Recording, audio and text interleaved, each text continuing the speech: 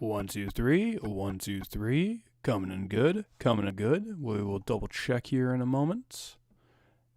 It appears my mic is coming in okay. And there we are. So I may as well just start the B-roll here. Welcome to Silent Hill In Depth. Probably part one of at least 2 or 3. Don't see it going beyond that. Where we're going to explore Silent Hill in depth, as the title says. Going to go over the story, the lore, presentation, maybe a little development history. Frankly, I got a little tired of that working on that video I made. Oh. There we go. Let's go to options. Looks all good to me. Now, the mission statement here, as we'll go over, going down my notes here, is going to be a full lore playthrough where we're going to discuss the plot, the symbolism, the meaning, as it is presented. No spoilers here. Welcome, Terrion29. Welcome to our stream. But we're not going to give any spoilers. We're only going to discuss things as they are presented to the player. So, yeah. Before we start, I'll just state that I have a few influences here. Lion Figures, Silent Hill lore play series, where he did all of the games, were very fun watches. I enjoyed them all. Player Gripes' Dark Souls Let's Play, where he talks about bricks for 5 minutes at a time. You know, that's very inspirational since we'll be doing a lot of stop and talk. And probably the single biggest influence would be Silent Pyramid's plot guide, which is a GameFAQs plot guide that is basically the original Silent Hill interpretation manifesto. There's one before that, but we'll get to that. It is going to be a video premise, guy. We're going to do this live, do it as we go, and I'll cut them up into individual parts later, edit out any of the bits that don't work, and yeah, so there's no point. Let's just start the game. How long? A few hours. We're going to do these multiple days, like probably once a week at most, and we'll just kind of go until we get a good cutoff point.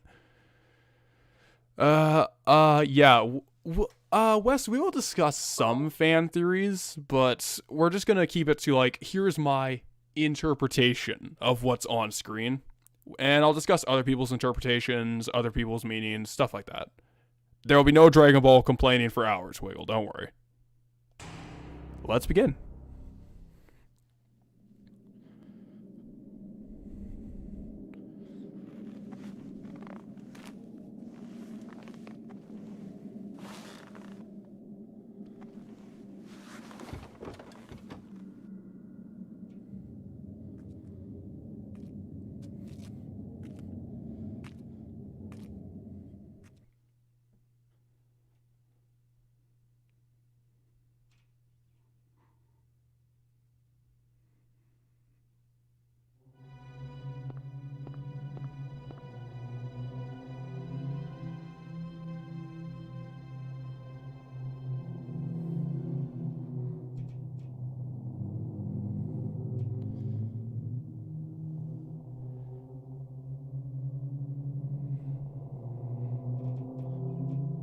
So I've always found this introduction to be rather effective for 2 reasons. 2 things to note from this.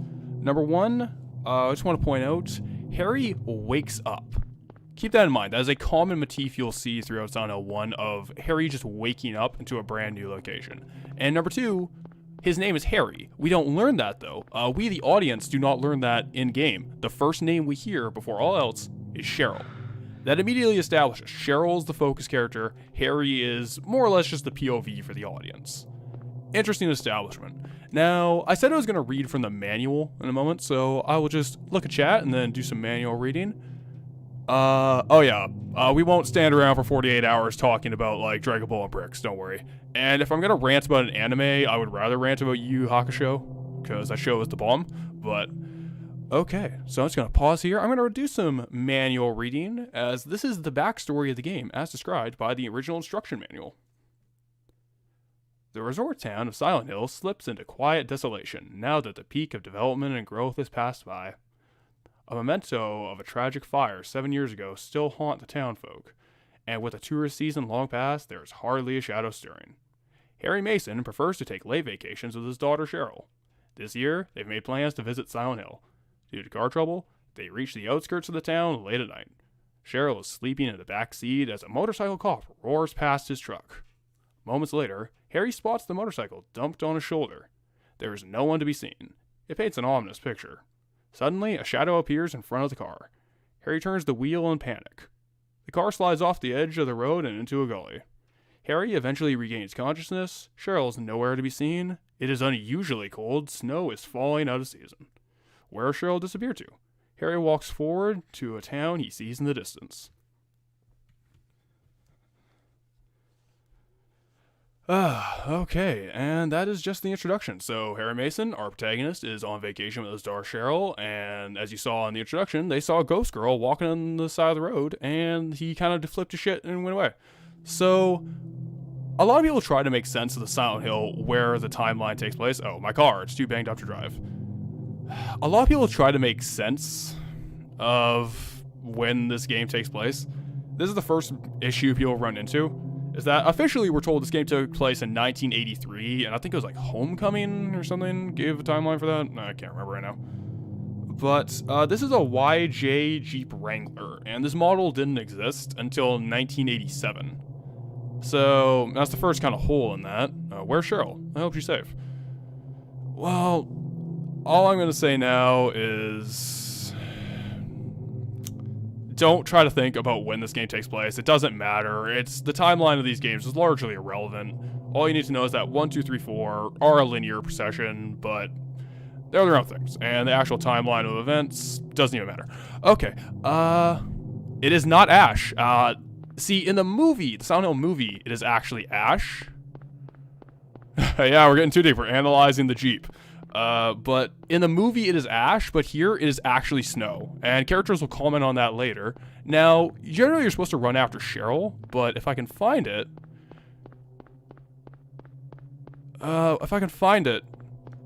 if we go here and try to enter the gas station early... What's that? Footsteps. Harry will automatically run over to the trigger point. So I'm assuming it's a proximity thing, and going into the gas station counts as a proximity.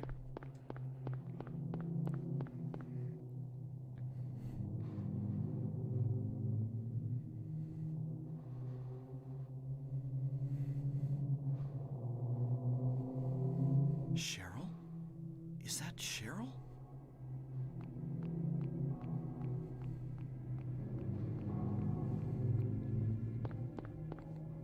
Where are you going? Hey, wait! Stop! Yeah, I hope those aren't Cheryl's footsteps. So we're gonna go chase after Cheryl. Now, Silent Hill 1 in particular is a game that hides a lot of its meaning behind references and allusions to children's literature, classic children's literature.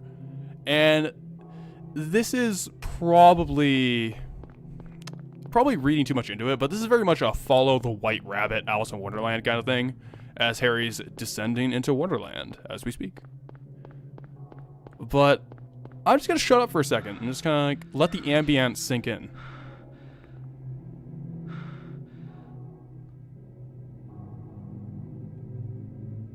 Wow, the sound design is really good. I'll talk more about the technical aspects about how I think this is a very impressive game for its day. Beware of dog. Yeah, that was 100% a fail state to make sure that you did not miss the cutscene. And Harry's ears are insanely good. 2 blocks, absolute unit. What is it? Well, it's dead. Speaking of amazing things, let's just walk through here. Talk about the amazing camera angle direction here.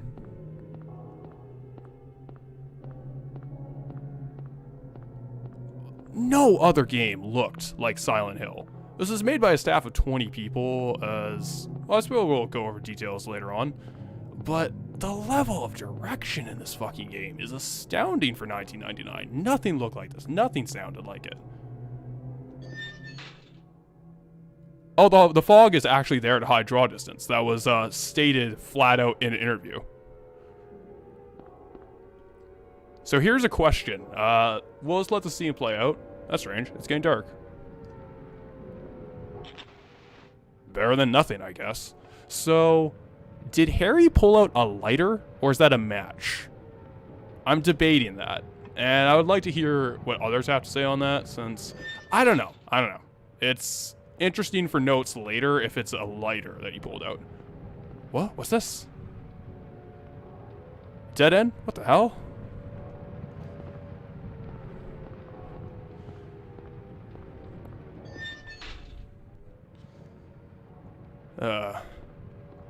Yeah, if it's a lighter, I have some things to say about it later. I'm just gonna do the first of page turns that you're gonna hear here, so no, it's awkward. Broken wheelchair? What's this doing down here?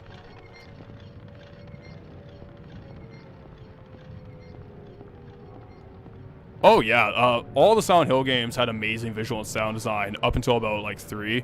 Yeah, I would agree with you. It's a lighter. So keep in mind, Harry has a lighter at this early section of the game. That's actually going to be important for later, and we'll get to that. What's this? Well, it's probably... Let's actually check his inventory. Nothing. Nothing at all.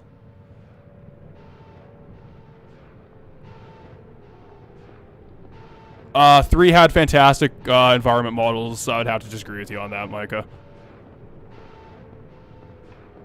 But we're not here to talk about Silent Hill 3. We're here to talk about Silent Hill 1. And for 1999 on the PS1, this game was something special.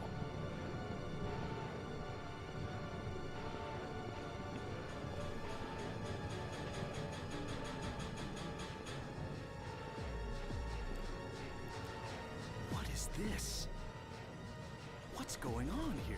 So pay attention to this corpse model right here. We're actually going to see that a fair bit throughout the game. Uh-oh. So this is an enemy we'll talk about later, but they actually have some interesting details behind them, specifically about the localization of Silent Hill.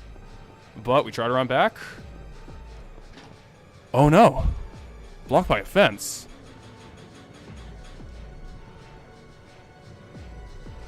Well, guess there isn't much for us to do.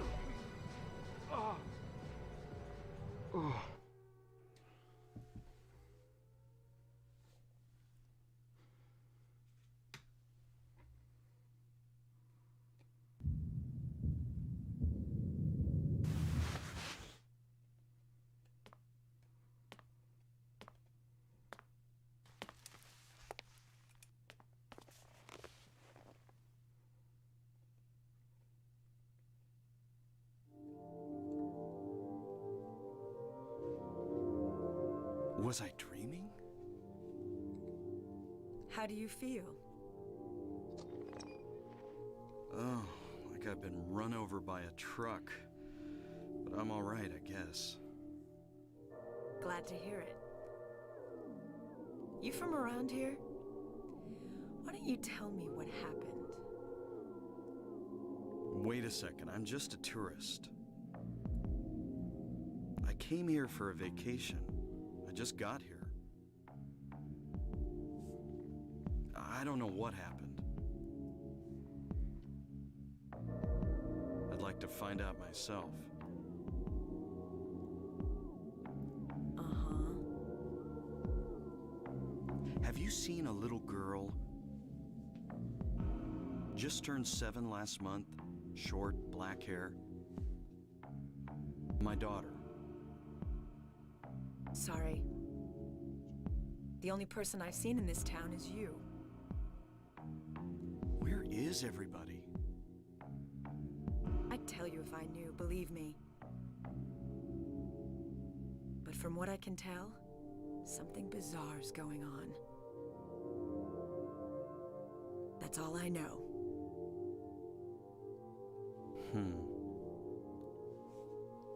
What's your name? Harry. Harry Mason. Sybil Bennett. I'm a police officer from Brams, the next town over. The phones are all dead, and the radio too. I'm going back to call in some reinforcements.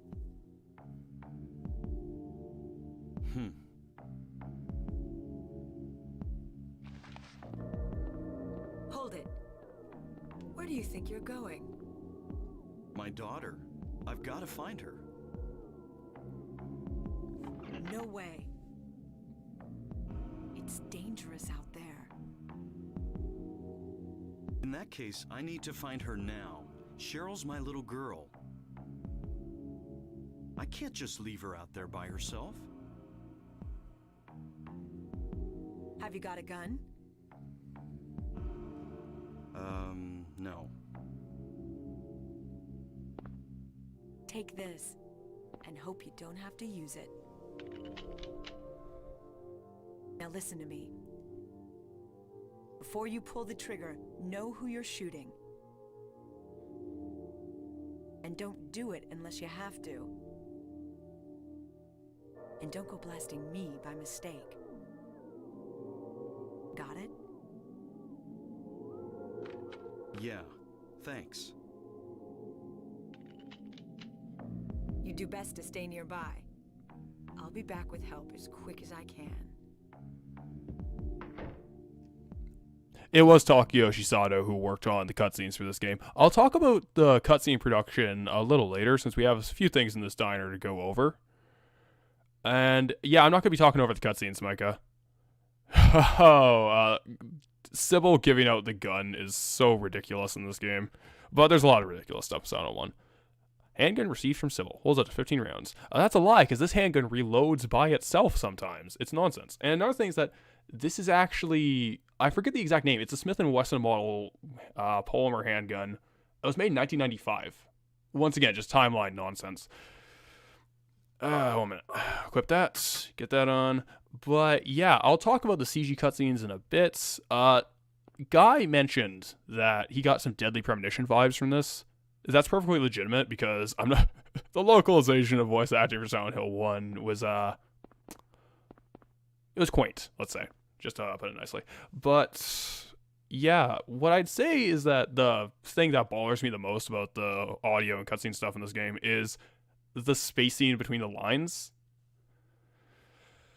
I don't know, like, the way characters will say a sentence and then have a big pause between the sentences. I don't know, that always kind of bothered me. Which, it's actually an audio limitation, but while I don't like it, I actually kind of respect what it goes for, is that it sort of becomes reminiscent of David Lynch, where, if you're not familiar, David Lynch is an American film director who served as probably the primary... 1 minute. Reading chats. Are you going to talk about how the town made Harry stupid? Oh, that Anderson video is fucking painful. But... yeah, not to shit talk other creators, but man, he was not the target audience for Silent Hill. But, what was I saying? Yeah, David Lynch was the primary director for, not director, he's an American director who's the primary influence for Silent Hill. Twin Peaks in particular, but this actually has some Eraserhead vibes, just based on how people speak to each other, these massive pauses in between sentences. But there's a few things we gotta go over at the moment. That was actually our introduction to Harry as character. He did not say his name up to that point, which I found very interesting as a late introduction. And another thing is, once again, the waking up. I'm just going to spin circles. Is the waking up motif. Harry died and he woke up in a diner. A lot of waking up in this game. Okay. It's a very woke video game, as you see. Just grab the flashlight. Grab the health drink. Time is convoluted in Silent Hill, indeed. Residential area map. Take it. What's that? Nani? Well, before that, what we should do is check the map. Because these are actually some pretty interesting literature. Smith & Wesson Sigma from 1994. That is the model of gun. Thank you, Guy. But as you can see, all the street names here are named after authors. So what we're going to do is we're going to go down. So what we got here, you got Block Street, that is named after Robert Bloch, who wrote the book Psycho. We have Richard Bachman. Where's Bachman? Bachman Road. So Richard Bachman is actually a pen name for Stephen King, and he wrote a book called The Regulators, which I'll talk about in a moment, since it has some pretty interesting implications for why they choose Bachman as a reference. We have Richard Matheson, Matheson Street down here. He wrote the book I Am Legend, very famous horror novel. we have James Ellroy. Elroy Street over here. James Ellroy wrote many. Oh, Bachman wrote The Running Man? Oh, interesting. Stephen King wrote The Running Man, but under the name Richard Bachman. James Ellroy is a film noir, sort of a noir author. He wrote The Black Dahlia, L.A. Confidential, which both became movies. The series is called the L.A. Quartet. I forget the other two entries in the book series at the moment. I'm a very bad reader. I'm very, very sorry about that. We got, where is it? Finney Street, which is named after Charles G. Finney, who wrote the book Circus of Dr. Lao.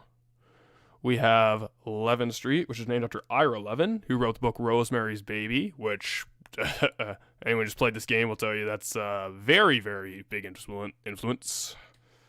And, of course, we got, where is it? Bradbury Street, down here. Bradbury, who wrote Fahrenheit 451, so Something Wicked, This Way Comes. A lot of things. So, a lot of book references.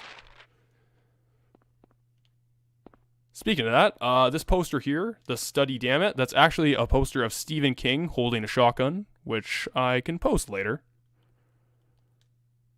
Someday, someone may experience these bizarre events. Hopefully, they'll find my notes useful.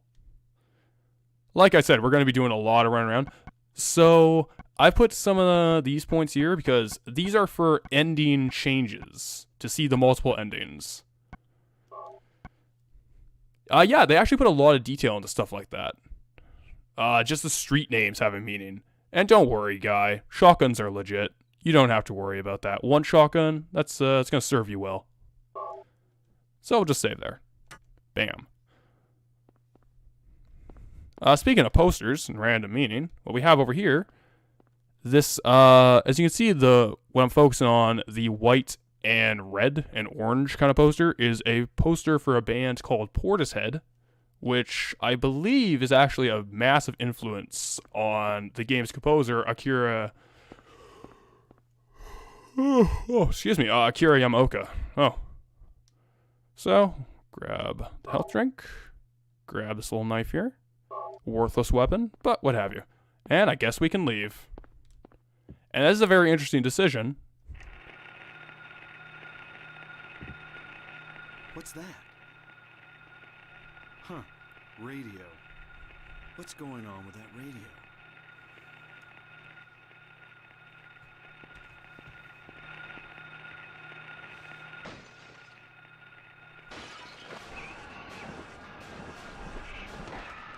Bam! Welcome to America, monster. This is not a dream. What's happening to this place? Okay, now that enemy is called the Air Screamer. Now, anyone who knows anything about Silent Hill will tell you one of the claims to fame of the brand is, oh, the monsters are like symbolic and crap. They mean stuff.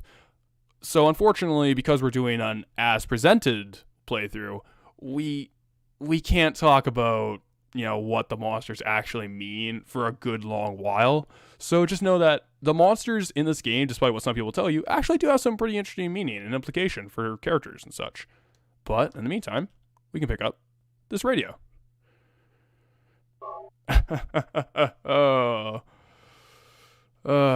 So we're gonna look through here. Now, I actually have a hot take. This might be an unpopular opinion. I don't like the radio in Silent Hill. I think it's kind of annoying, and I've always preferred the games in silence without it. It's more atmospheric. When monsters startle me, they get me. I don't know, I've never liked it, so... Does it symbolize the cliff racers from Morrowind? Maybe. So, yeah, just gonna turn off the radio. I've never been a fan of it. Out we go. So, I think now is the time. Actually, it's not the time. We have some dialogue from Harry. Come on. Where could Cheryl have gone? I guess I'll check that alley again.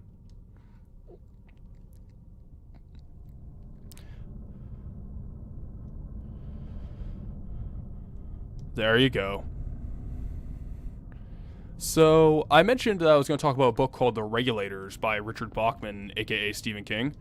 Well, The Regulators is a story about two parallel worlds that merge into each other. the real world that we live in and a world of a child's imagination. Just gonna let that sink in. Why that might be an interesting influence for Silent Hill.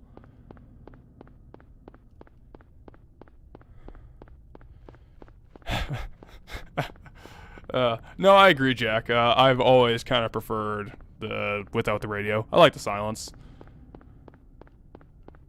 Oh, wrong direction. I am reading chat. Can you tell everyone? Yep, I want to go to the convenience store to get some items. Yeah, it's, the regulator's a little on the nose, Dave. I agree with you. But, here's the thing. Bachman Road. Who's even gonna pay attention to a stupid street name on a map?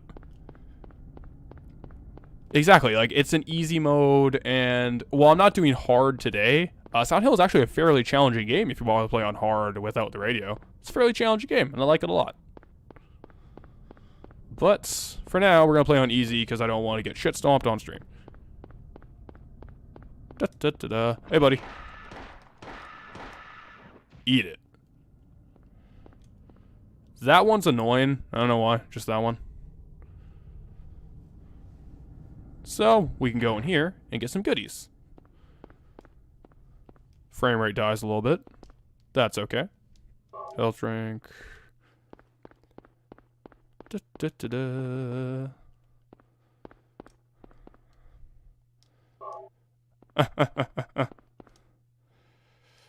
Yes, Doomed will not be exposing his balls on stream for the casual scum he is by dying once on the hardest difficulty on a challenge run while reading chat.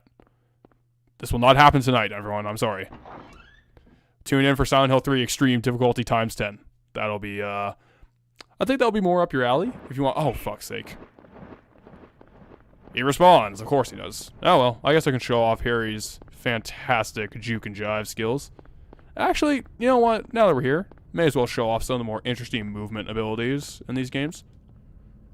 Harry has Quick Turn, which Resident Evil only adopted in the same year with Resident Evil 3. He has a Backstep. Very cool. Kind of useless, if I'm being honest, but it's a nice addition. You have a Sidestep. Sidestep. More importantly, Side Run. At the Side Run, you can drift. Harry is a speedy speed boy indeed. I feel ya. I'd rather play video games than read literature too. But you can do both if you play Planescape Torment, the greatest video game I ever read.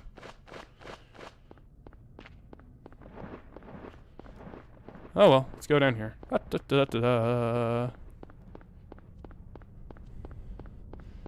Uh-oh. A dog? That's crazy.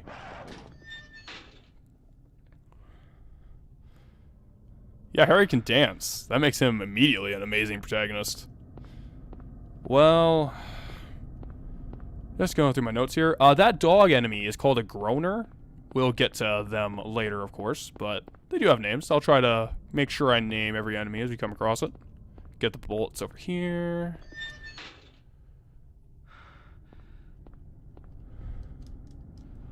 The safe you are thinking of, Dave, is in a different convenience store. Oh, okay, we'll get the the dog meme. Don't worry, we'll activate that. All right. To school. Isn't this Cheryl's sketchbook? She's at the school.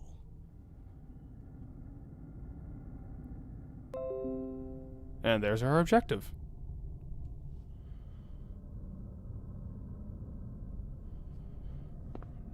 So, I just want to point out, Harry went here just on impulse.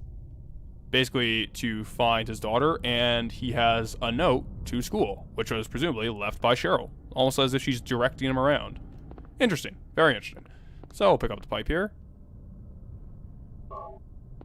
Those monsters look like dogs to you. They kinda do. It's a PS1 game. Don't bully. Don't judge. Vincent. That line is fantastic, but we'll if we ever do Silent Hill 3 in depth, we'll get to that scene and all the themes around that. Another thing I want to point out is that this alley is now caved in. Because when we came here, it led into an entire alley of its own and basically kind of walk into hell. But here, nah, we don't have that at all. But we also have this little note here. And if you're ready for my brick wall, here's my pile of bricks from Dark Souls Playwrights Play. I have more to say on this than I expected. This meme is fantastic, by the way. Sketchbook cover. This picture. It's me.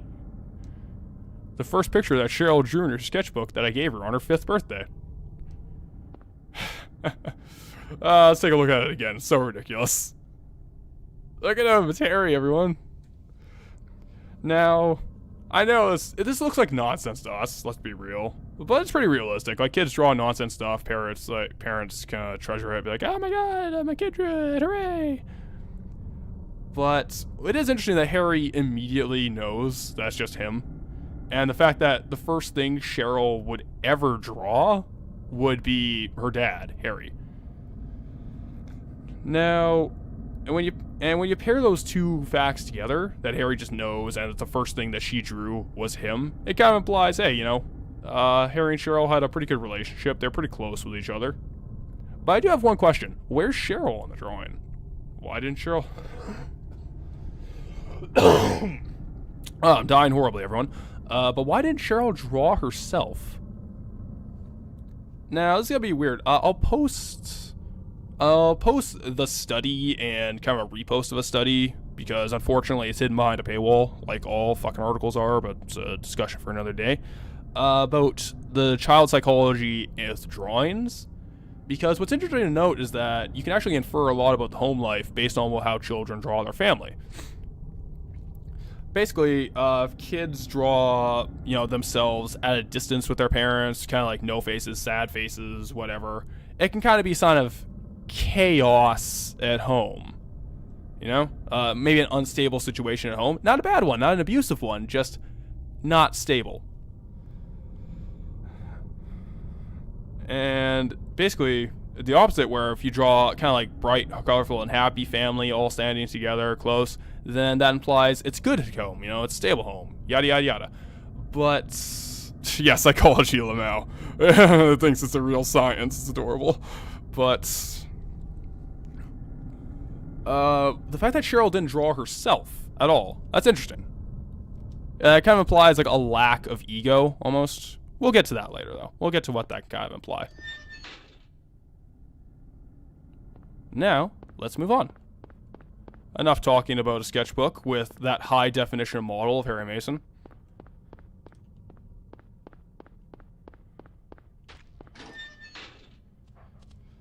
Oh, yeah. Check it. Swift moves. No one can hit me.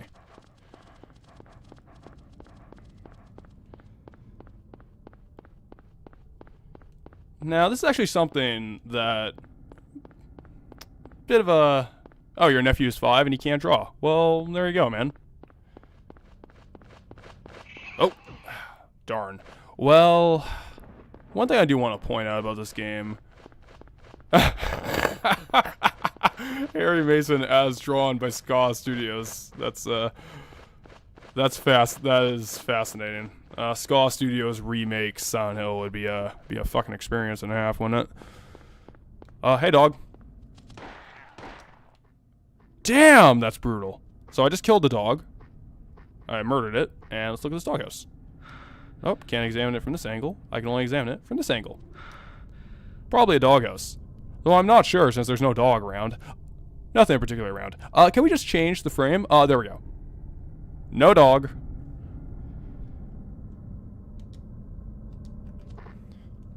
Yep, no dogs at all, everyone. But a bit of a not controversial, a divisive element of Silent Hill 1 is the aimless exploration we're doing now. Because I know where to go, I know what to pick up, I know what to collect, but on your first playthrough, you're just going to be wandering around these foggy streets looking for anything, really. And I actually like that. I kind of like how it just lets you explore and roam. And Silent Hill 1 and 2 are the only games in the series that really did that. And I think it really enforced the kind of lonely atmosphere the games are going for. With the excellent sound design, like the really atmospheric blows of the wind, it's nice, man. It's good shit. So let's just read this note. This is one of the things I don't like about the exploration segment. Doghouse, 11th Street. Game needs markers of some kind. Like those? The game actually, what is an interesting factor is that the game kind of fills in the markers as you go. So it's like dead end, Cheryl. Cool stuff. I really like this game. That's a really interesting feature, and I kind of wish more horror games would do that. I think Remake 2 actually recently had a very, very good version of this, but Silent Hill kind of did it first, and it was, to my knowledge anyway. Please correct me if I am mistaken about that. Let's just fucking kill this dog. Eat it. Alright. So, what I don't like is you can only get the key here. Oh, I know, you're joking, like, oh, the game's outdated, which it is in aspects, I'll agree, but I kind of like open exploration, and there's an audience for that. But it's me, man, I getcha. So yeah, you can only get this key if you get the paper, to my knowledge. I don't really like that. I wish if you just double tapped it, maybe, like I did. Because I did try to, like, double examine, and it didn't let me get the key, which kind of sucks, but, you know, whatever. Yeah, Silent Hill 3, and especially Silent Hill 4, really, really, really railroad you. I never liked that. I liked 1 and 2, how you could explore around and find all the resources.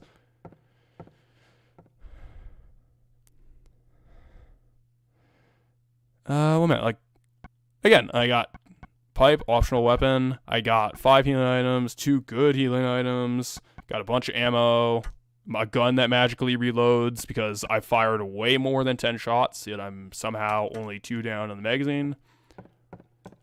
Let's get more ammo. I'm not feeling secure enough.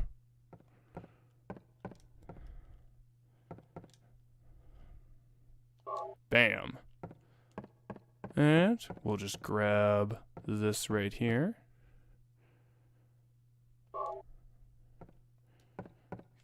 Yeah, it is classic adventure game garbage, but Silent Hill was never as obnoxious with it, except for some parts of Silent Hill 2, which are pretty notorious. Like that puzzle where you have to get the hair strand, the hook from the teddy bear, and put it down a pipe to find a key. Like, fuck off. It's so ridiculous. There are 3 locks. But a bloody map here. Keys for Eclipse. Something is written on the map, hanging on the wall. Copied it to the map. So what's interesting is that, yeah, no animation for it either. Just immediately. Just, oh, alley, bridge, Elroy. Interesting shit. Really like it. But, yeah, we have our first objective. We need the keys for the Eclipse. Let us go. Yeah, memories of breathing fear returning to Wes. Just putting him into this post-traumatic stress disorder flashback of his days in the Vietnam of breathing fear. Alright.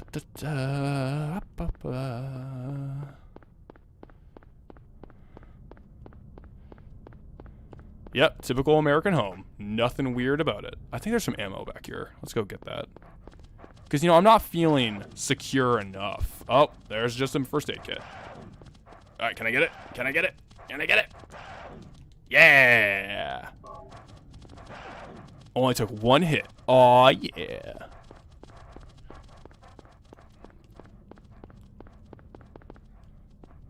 No, okay, they're gone.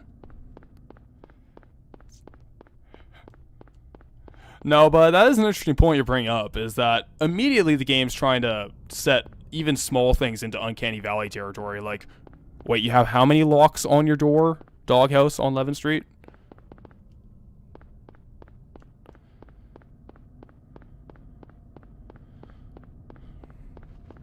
Guns make me feel more safe.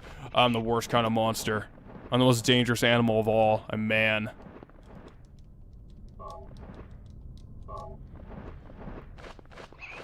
Aha! You fool. We walk past the Ghoul, the famous cafe, the Ghoul. Walk down here. Let's just kill this thing. Ah, come on. Gotcha. Oh, eat it.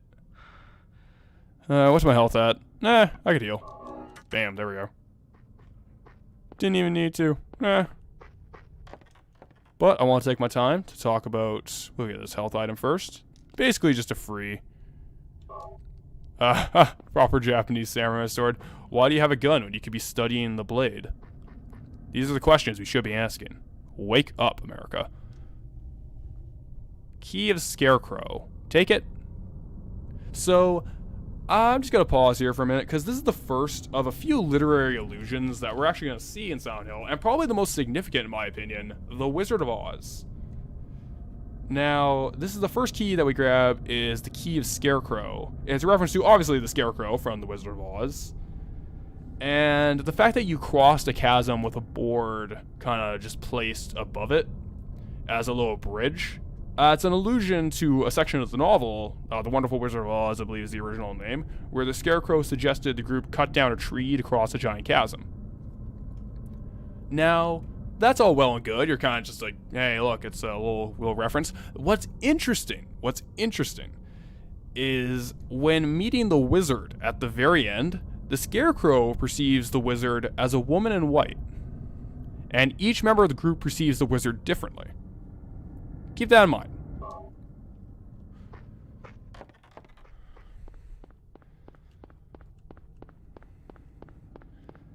Let's check the map. Yep. Going right direction. Diagonal over here.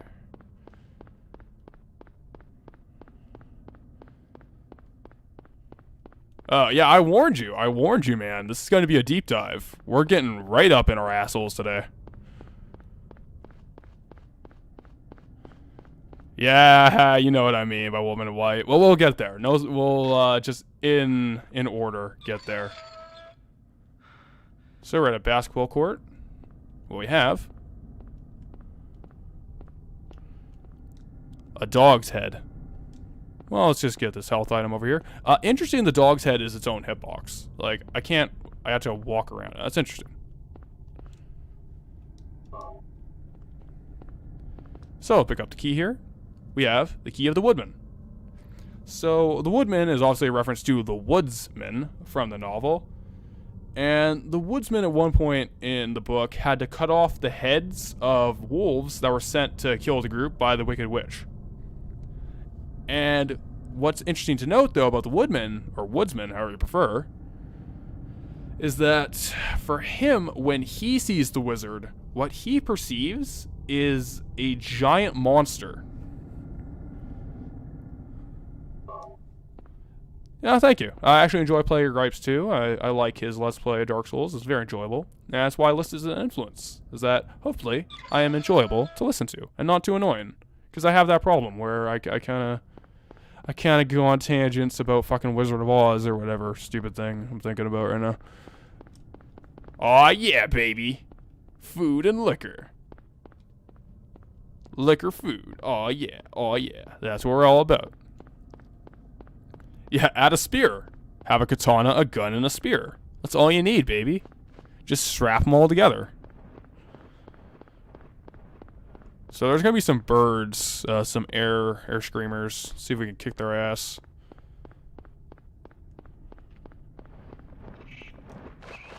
Ah! Where you at? Aha! Eat it.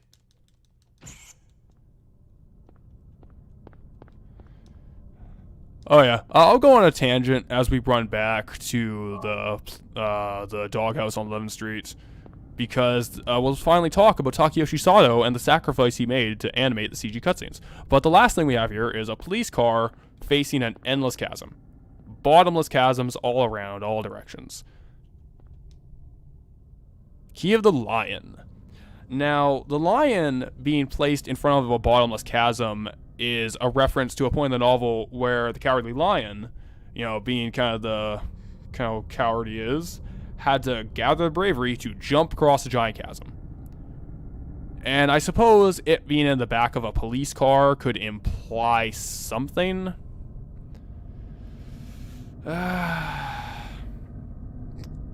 I don't know. I'll talk about more thoughts on police stuff later, since that, believe it or not, that doesn't actually play into the story to a minor degree. But what the lion sees the wizard as, and this one is a little hard to link to the end game of Silent Hill itself, but he perceives the wizard as a giant ball of fire. And yeah, we'll talk about that more later. But what I would kind of want to point out, and why I'm going on this tangent here, is that all three of the characters that are represented as keys here, the lion, the woodsman, and the scarecrow, all perceive the wizard differently. And at the end of the day, though, anyone who's familiar with either the movie or the book, the Judy Garland film, which we'll talk about the connection to Judy Garland later, that was all smoke and mirrors routine. The wizard wasn't magic or a woman in white or a giant ball of fire or a beast or whatever. He was just a man. And I suppose before we go any further, I should point out that I'm going to be tackling this game from...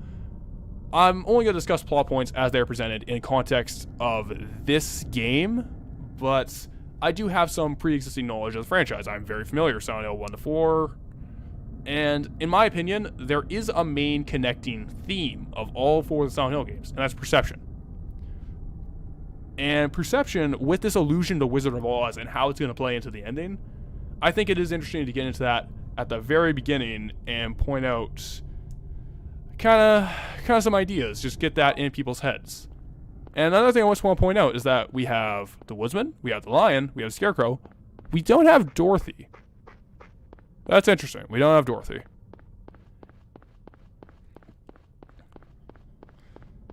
But yeah, now that we're off my dumb little fairy tale tangents, we can talk about Takeyoshi Sato. So Sato was an employee at Konami before the production of Silent Hill happened, and he was working on like minor stuff, errands around the office, you know, basically like really mundane stuff, and he wanted to be an animator. He wanted to be an artist.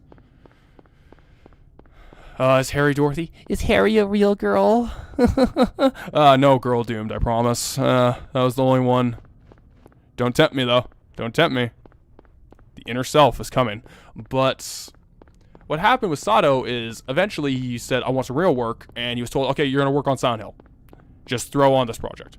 So he wanted to work on that, and while he was doing pretty much all the work for the animation, he was going to get no credit because he had to have a quote-unquote supervisor who's going to get the actual credit of work. And Sato thought that was completely inexcusable.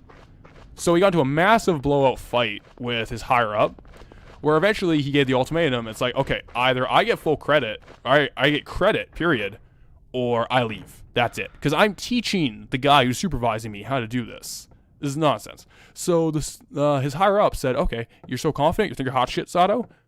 Do it all yourself. And Sato, in the heat of the moment, I guess, without thinking what that implied, said, yeah, I'll do every single bit of animation in this game all by myself. No help. So, essentially, for the years of this game's development, he just lived in the office, because the only way he could actually render all the scenes on time, which, again, Silent Hill CG was very advanced for its time. Like, it was Square Enix level, when it's, like, a team of 20 or so people. So what Sato did was he waited in his office until after hours, waited till everyone left, everyone in the division that was working on this left, and used all their computers as they were gone to animate and render the scenes. I forget the exact number off the top of my head, but apparently to render all of the cutscenes, it took like 6,000 hours just for the CG cutscenes. Not to animate them, mind you, because they were all done by hand this time around. He did it just to render them. Now that is dedication, ladies and gentlemen. But it turned out well. He got an award for it. Very high cultural award. I forget the exact title, but yeah. I'd say it worked out well for the guy. So, let's move on. Key of Lion. Key of Woodman. Key of Scarecrow. Well, doing things out of spite worked out this time, I guess. What? It's getting dark again? What's going on? Okay, so I think Micah mentioned earlier about the lighting tricks of this game. I forget the details of how specifically they did the lighting, because they're very vague about it, the techs and tricks of a lot of Silent Hill 1 stuff, but I think it's just worth noting. What other game in 1999 did this? What other game looked like this and had, like, you know, artificial pseudo-dynamic lighting stemming from the player, causing shadow, glare, lens stuff? What other game did this? Again, this game is insane. But I'll have more chance to blindly talk praise about Silent Hill 1 as we go.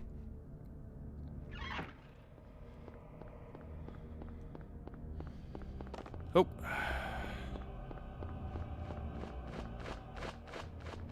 So, ignore you. I'm just gonna go kill some dogs, get some extra ammo.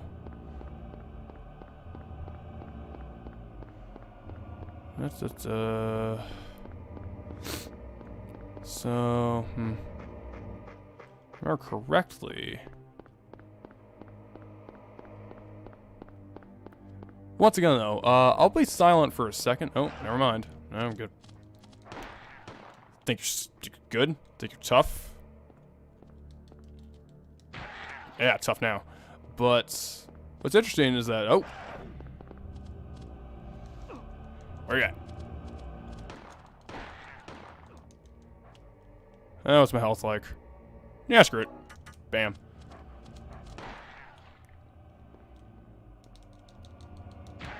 And he's done. Oh, please don't talk to me about Silent Hill Pachinko, man. I can't handle that right now. But we'll get these extra resources.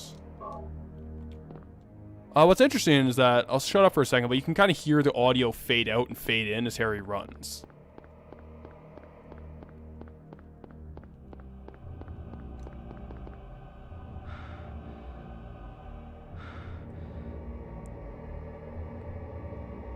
It's very slight, but the audio gets louder as Harry stops and just kind of absorbs the ambiance.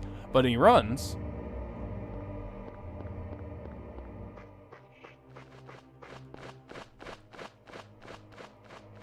Kind of fades out a little bit. Very interesting. Very, very cool stuff.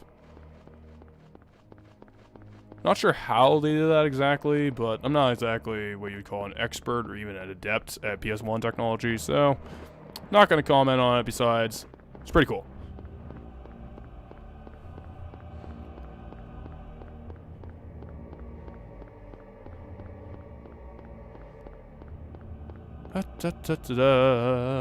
Run down the streets. Gonna get some free resources in a second. Aha! Fool. Now, if I remember correctly...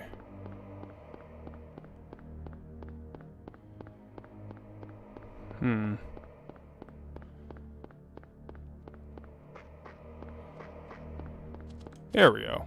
Oh. There we are.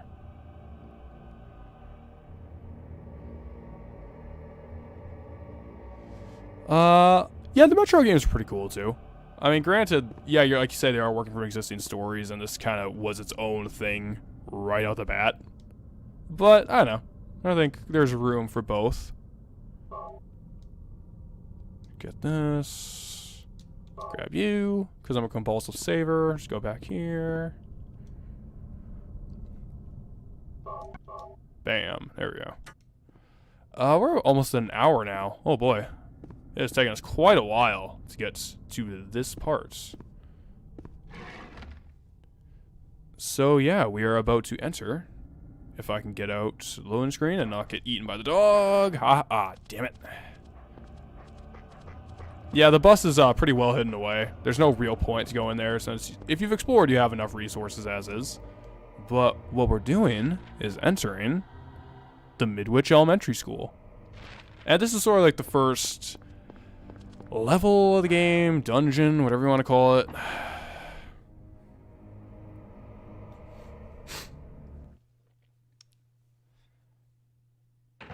So, yeah, here we are. Pure silence. Absolutely atmospheric. So let's just grab the map here. School map. We're going to take it? Yes. It is interesting that they give you the option to not enter school, not pick up maps. I don't know why. Maybe it's an input command thing. I don't know. But yeah, this is for all you trivia hounds out there. One of the most well-known facts about Silent Hill 1 is that the elementary school level is straight up just the elementary school from Kindergarten Cop. They scan the movie scenes, said, all right, we want that, we want that, we want that. We're gonna make the image of the all-American school, I guess. I suppose that is the idea, is that they want to take kind of this image of like an idealized, happy American movie. I don't know. I have no idea why they did that. There's a lot of weird references in this game. Like, there's references to natural born killers. I think there's a reference to... There's a lot of movie references here that are very bizarre, like Kindergarten Cop. So we'll save here.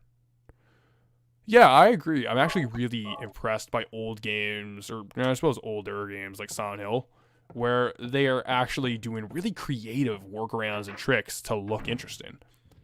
And obviously, though, a lot of the tech stuff, it helps, but art direction is always going to be a really, really deciding factor on how a game looks as you go on. I think Silent Hill 1 has a really good art direction, and I think that's part of the reason why, as far as PS1 games go, it's one of the better looking ones. So let's read this here. More Ronaldo Gordon. This must be a list of teachers.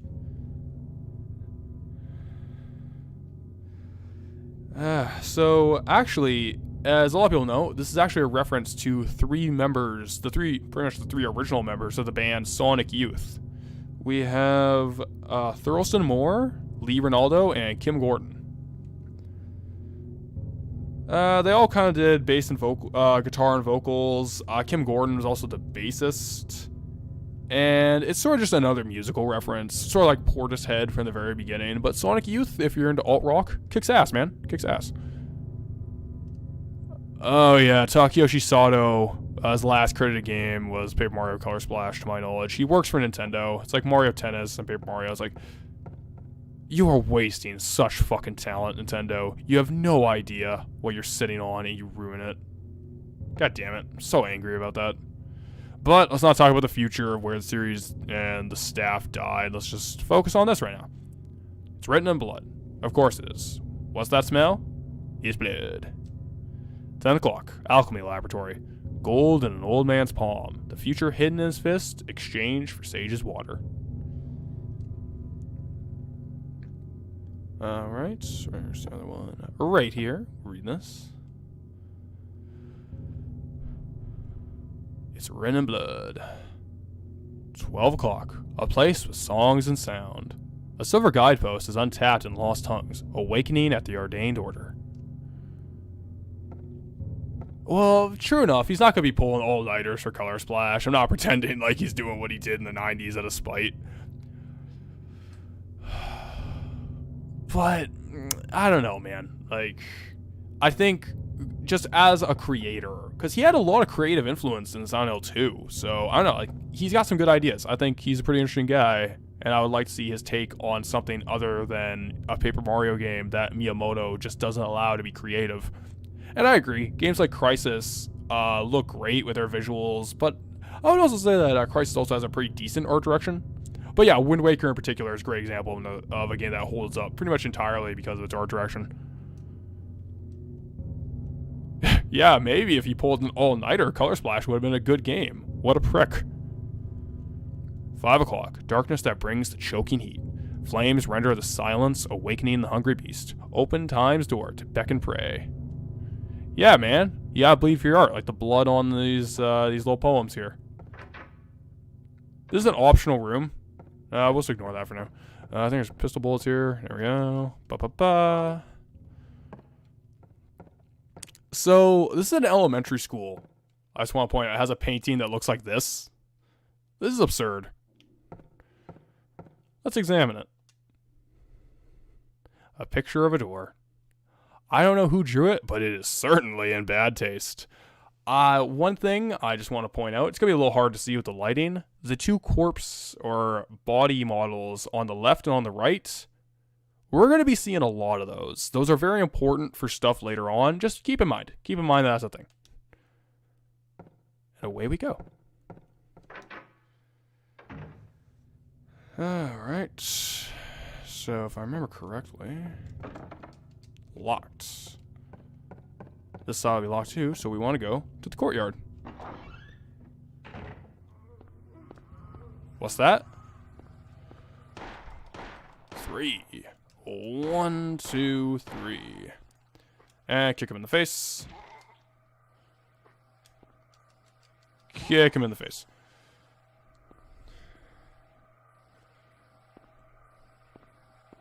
Yeah, that is an issue of games, of modern AAA game development, is that you don't have a lot of freedom in a lot of some game design because there's just too much money riding on it, like fucking Anthem.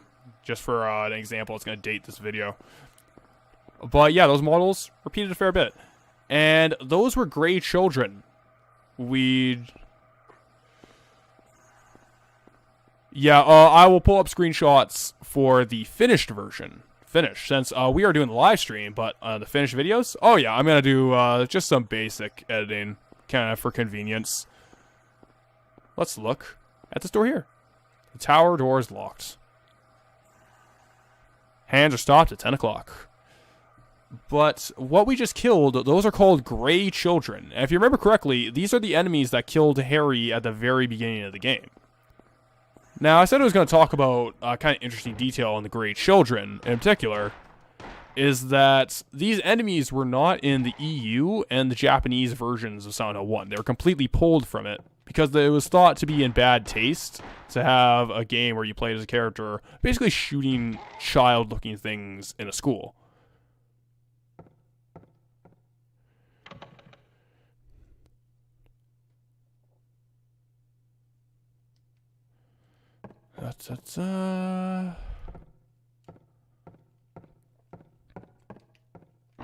Bam, there we go.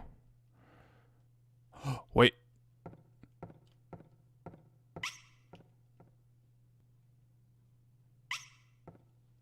Oh, come back here, little guy. Come back. Oh, no. So that, my friends, is the first of a type of enemies called larval stalkers. Just note the thing about larval stalkers is that what is kind of interesting about them is they're smaller than the Gray Children, and they always run away from you. Always run away from you. In some cases, you can actually get them to circle Harry, kind of defensively, but very frightened, very pathetic, like it almost trips for the sake of it. Just kind of like hammering in how kind of impotent those little things are. Get those hang-on bullets. But the Gray Children, the enemies, 2 of them we just killed in the hall, they were not in the European and the Japanese versions of the game because they resembled essentially a man shooting what looks to be children in a school. Thought to be in bad taste. So, that's personally why I think the American version of Silent Hill 1 is the definitive edition. There's not even a reason in my mind. Is that there is a reason why they are children. But I can understand why, especially the European version, where they would kick the kids. Because, unfortunately, and it's going to be weird to bring up, the American and the Japanese versions of the game came out in January and I believe March of 1999.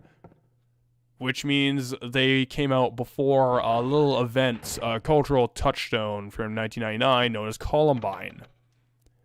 So, yeah. You can tell this is a game that was released before the Columbine shooting, because this shit would not have flown afterwards. Hello there, General Grando Smokio. How you doing this evening? Nothing? Nothing. Yeah, this is a FromSoft game. You'd kill them for upgrades. Alright. Let's go in the men's room then. Oh, hello there. I believe there's a second one in here. Nope. Bam. Alright. So that's that. I'm just going to turn my page around. Just a moment here. There we go. All set. Let's unlock this door before I forget.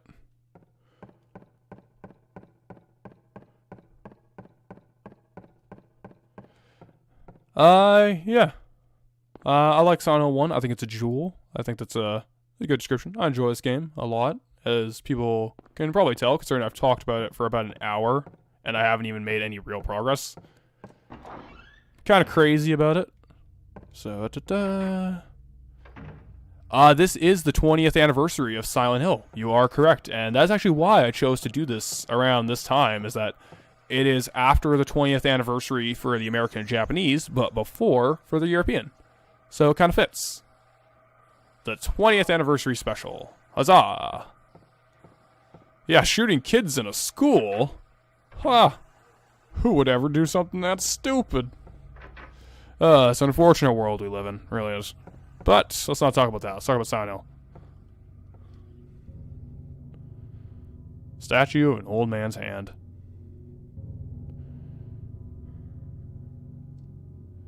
The fist touched shite as if it never let go.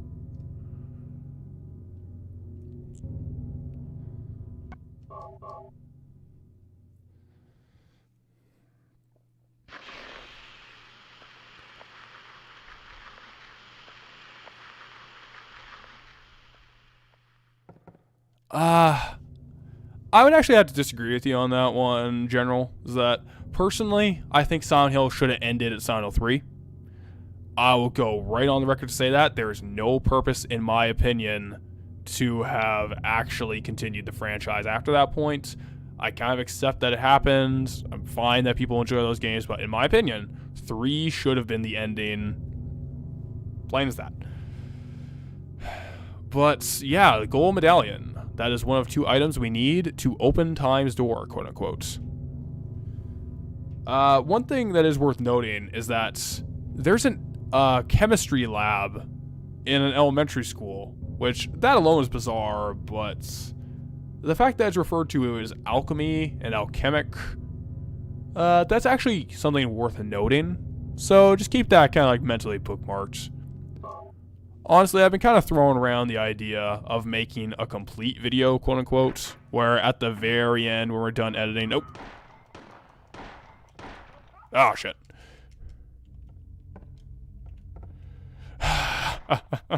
Downpour. If you like Downpour, you like Downpour, fine. Yeah, I'm not gonna... If you enjoy, like what you want to like, okay? I'll just leave it at that. Like what you want to like. I'm not going to judge anyone for enjoying things I don't, because that's pretty silly, but I have got some opinions on Downpour. Got some opinions on the HD collections. I got some opinions on, what the hell is it called? Book of Memories? That was the one. But, yay. Yeah, I'll just say it, in my opinion, Silent Hill should have ended at 3. I see no reason it should have continued after that. But we'll talk about that when we get there. But as I was saying, I've been thinking that once we're done here, I'll kind of make explained sort of thing, where I talk about all the little dumb things I've bookmarked. Like, hey, it's an alchemy laboratory. Nah. But now that we've conducted that part of the puzzle, we can move on.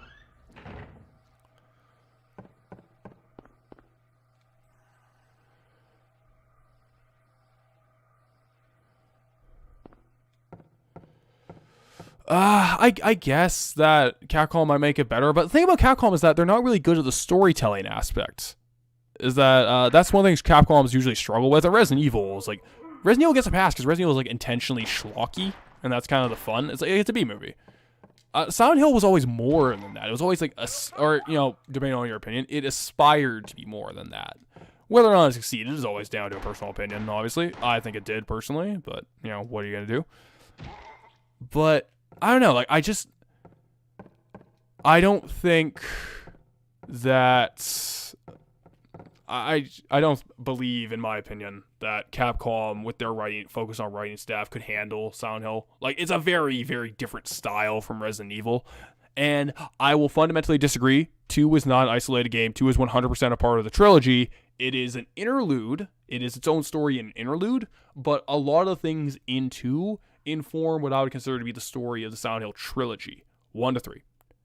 again, I have really weird, really dumb opinions on Silent Hill because I'm a nerd who thinks about this crap for hours and on hours a day. But in my opinion, 2 is not a completely isolated story. 2 is vital in many ways to the story of 3 and establishing a lot of the lore of Silent Hill and sort of what I would consider to be the takeaway themes and ideas of the franchise, which 3 wrapped up like very, very well. And I don't want to say I prefer 1 and 3's story. I have some opinions on the plots of these games in particular, but no point talking about that right now. And yeah, I think if it was an anthology, fine. I could see future Silent Hill games working if they had nothing to do with anything in the original trilogy whatsoever. But at that point, it's like, why not just make a new series? Why not just make like inspired by Silent Hill series? I don't know. That's just my take on it.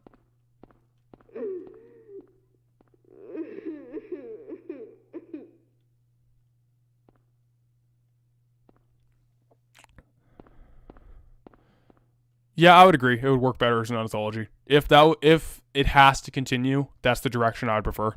But I just personally don't want it to continue. No one involved with the originals. Bothered is around anymore. Like, not even Yamaoka's around. Nobody is even there. I just don't even continue it. Just make spiritual successors, make continuances, but no one in a position of power with the brand has any idea what to do with the brand. I don't really see a point in continuing it. And frankly, like I will say many times, it should have ended at 3. 3 to me is the conclusion of Silent Hill. Forget all the rest. If you like them, that's fine. I like some of the games afterwards. I think they're fine. I think some of them aren't fine, but but in my opinion, the story of Silent Hill proper ends at 3. 1, 2, and 3 is all you really need. But back to Silent Hill 1 in particular, we are in the men's washroom. But if you actually listened while I was quiet there, you heard a female crying. Now, this is actually a detail of the movie that I don't like. Is the movie kind of explains what the crying is, and it's disgusting. It's kind of pointless and needlessly grotesque. And I don't like that. Because basically all the cry here is to establish, we don't even know who's crying, first of all. It's just an atmosphere thing. And in my opinion, obviously it is just my analysis of the game, I'm probably wrong about all this shit, is that it's meant to establish whoever that girl crying is as an outsider. Basically, they're establishing whatever grief they have or issue they have in a place that's not meant for them completely alone. I don't know. More than likely, just like an atmosphere thing. But I do think there is some significance to this. Eventually, I might explain it. I don't know. We'll get to that when we get to that. Aha! Shattered Memories versus 1. I like Shattered Memories. I like Shattered Memories. I respect it. I really do. But I of all the Silent Hill games, it's the one where I question it the most. Of like, did this have to be a Silent Hill game? Did this really? And I like it. Like, I'm fine with Shattered Memories. It's just, it's so bizarre. Yeah, the movie, I think the movie on its own is actually fine. I think as a movie on its own, it's nice. I think visually it's a treat. Very, very good visual direction by Christoph Gans in that movie. Oh god, don't even talk about the Silent Hill Revelations movie. Oh, it's so bad. Oh my lord, it's awful. But here we have the most infamous puzzle in the entire game.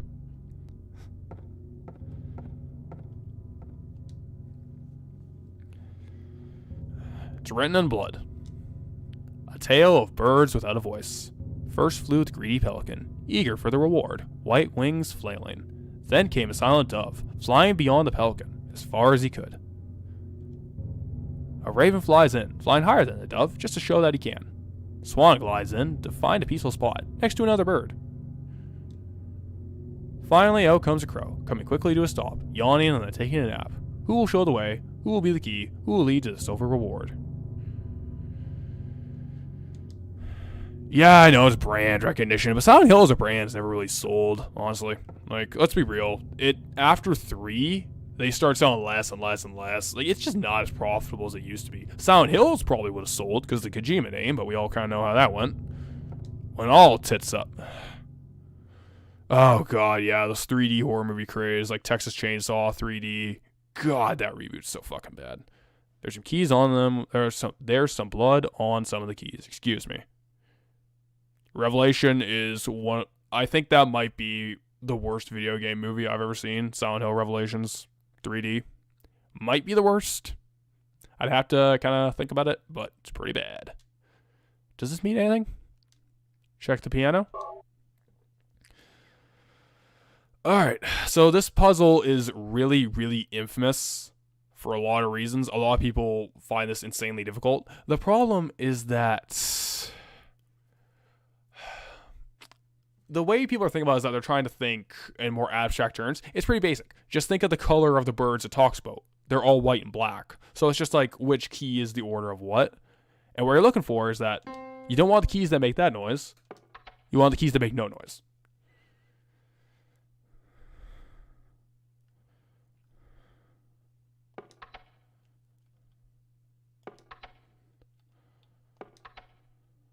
And 5. There we go. Yeah, like, I think Resident Evil 7, not Resident Evil 7, PTE had a lot of potential. Silent Hill has had a lot of potential, I'm not gonna lie, but I personally will stand by my stance. Silent Hill should have ended at 3. There's no reason to keep the Silent Hill name. I think whatever Kojima and Del Toro and Ito wanted to work on would have been way more interesting without being tied to the Silent Hill brand. I think tying to brands for guys like that is too limiting. That's just my opinion. I can see the sentiment, General. I can see your sentiment. I have to disagree. I don't think Capcom could handle something like Silent Hill. Like, it's just very antithetical to a lot of their game design ideas. Yeah, actually, Cloverfield is a good comparison. It's like it's just taking 3 different movies that have nothing to do with each other and just saying, hey, Cloverfield. Cool, right? Expanded universe, because movie universes are apparently the most important thing ever. Look how it worked out for DC. That didn't bomb completely. But I can see what you're saying with Capcom and Silent Hill. I would have to disagree. Just a cat.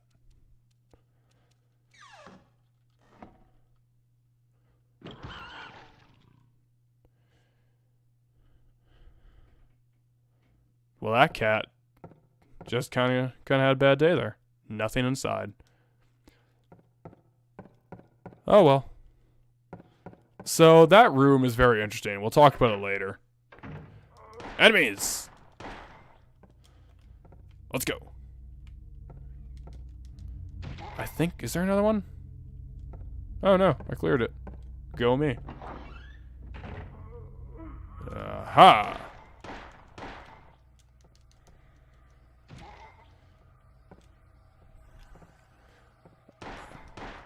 Yeah, 12 Cloverfield Lane's pretty good. I'd agree with that. It kind of shits the bed at the end.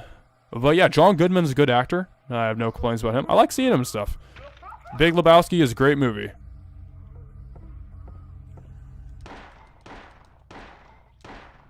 Damn, that's brutal.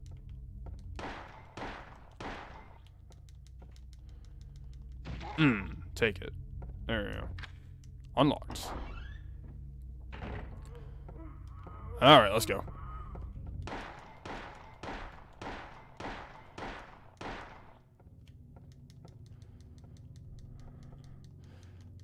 Yeah, that's one of the things I like about Goodman, is that he has range. He can do comedy, he can do drama. Good guy, good actor. But obviously, Big Lebowski is what I'm going to know him for, because this is what happens, Larry. This is what happens when you fuck a stranger in the ass. Oh, shit, I should heal. Bam, there we go. Where's Silver? There we go.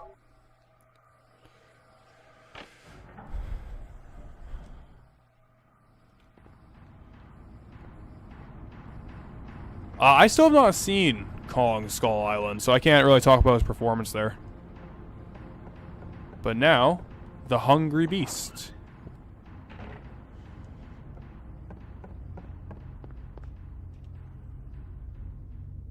I don't know.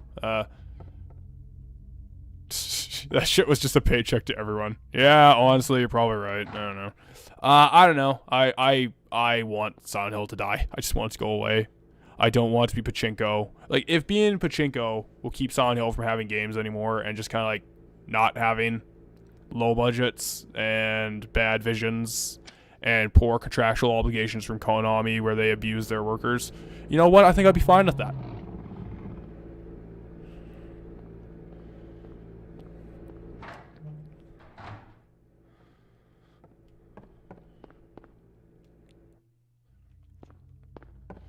Alright, let's go.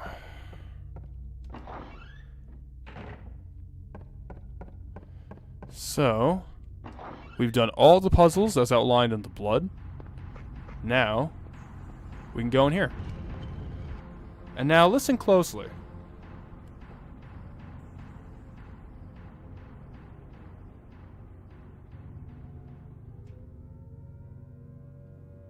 Huh. That is a familiar little thing. Yeah, like, I think Silent Hill, it should have ended with a bang.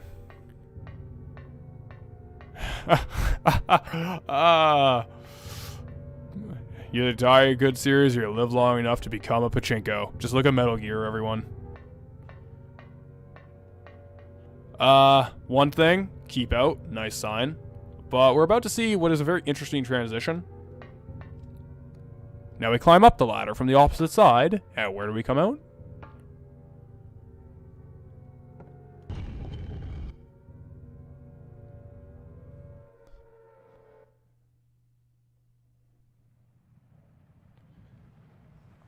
Where am I?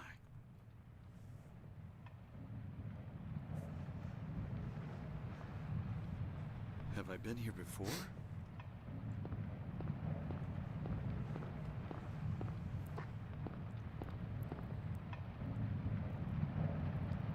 I don't remember this being here before. That's a weird seal, but yeah, Harry has been here before. We are in the exact same courtyard that we were earlier. Excellent, excellent use of impossible space. I've always loved that in games. Not many games ever do that. At least at this time. Games do it all the goddamn time these days. But in 999, Silent was a trailblazer in this department. Pretty cheap trick that a lot of first-person horror games these days use. Not to rag on... Oh, shit. Die. Oh, yeah, I gotta kick him. There we go. Oh, God, the MGS3 Pachinko launch.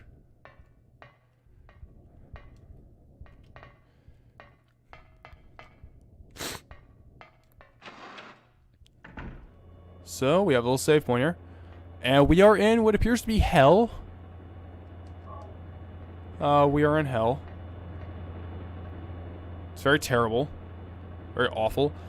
Some things that are kind of worth noting about hell as we see it is that everything is covered in rust. It's covered in blood.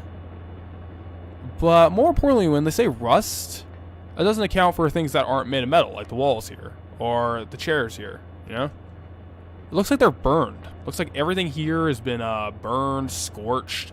This looks like if you go into sort of like a building or a house after it's been burned down, kind of looks like some of the walls and textures that you're seeing here. Kind of. Obviously, this is PS1, so I can't emulate it perfectly. Obviously, we have a gigantic fan here. Huge fan is rotating. If approached carelessly, I may be sucked in. So, I just, I'll pause here, because that fan noise is probably annoying to listen to. Yeah, how'd it get burned? How'd it get burned? How'd it get burned? How'd it get burned? The Wicker Man remake starring Nicolas Cage, if you have not seen it, is a treasure. It is a treat. But one thing I want to point out is that cyclic or circular imagery is very, very prominent in Silent Hill 1. And Silent Hill in general, but, obviously we're going to talk about the first game.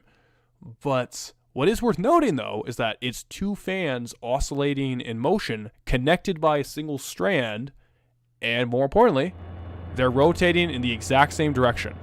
There's only two, though. There's only two fans rotating in the same direction, connected by a thin line or bar, what have you. That is very much worth noting. Very interesting visual storytelling there. Like a lot.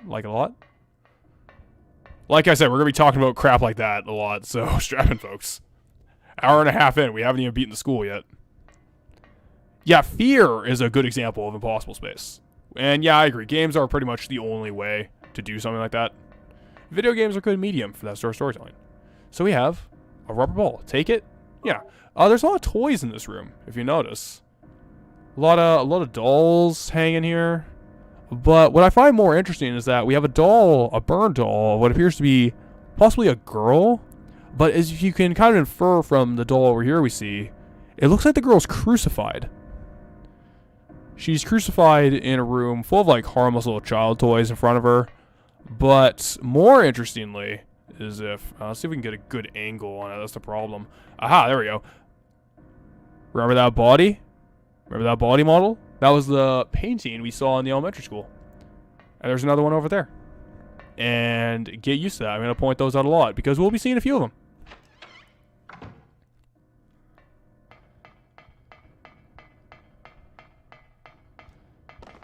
Oh, darn. No. Yeah, I was going here. I forgot this door is, in fact, locked. This is a pointless little detour we got to do here. Nope. Oh, I hate those enemies. Not worth the resources to burn. But we don't have to because we can unlock this. Yeah, Harry's Inferno, everyone. The Divine Comedy of Harry Mason. Part 1. Inferno. Don't worry, Jack. I am just beyond obsessive with Silent Hill. It's a problem. Send me help, please. I need it. So, where are we right now? We're in a classroom.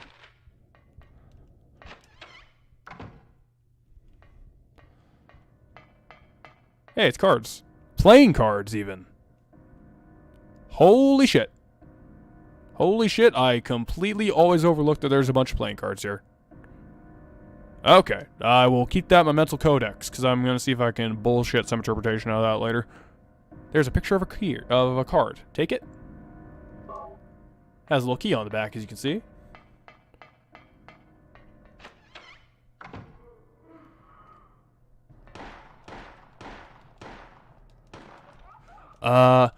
It is only the style that has been deteriorated. Oxidized, putrid, and burned only happens if it is an internal metal structure. Fair enough. I am not too familiar with a lot of burning tech. I only go by what I see. But as you can see, that actually kind of lines up with what you're seeing here. Is that everything's made of... A lot of things are just made of metal. And they all look burned. So, yeah, that makes the game even more interesting. Is that the only things that could be truly deteriorated and look burned is metallic structure. What is this made of? Metallic structure. Interesting. Cool shit. Cool shit.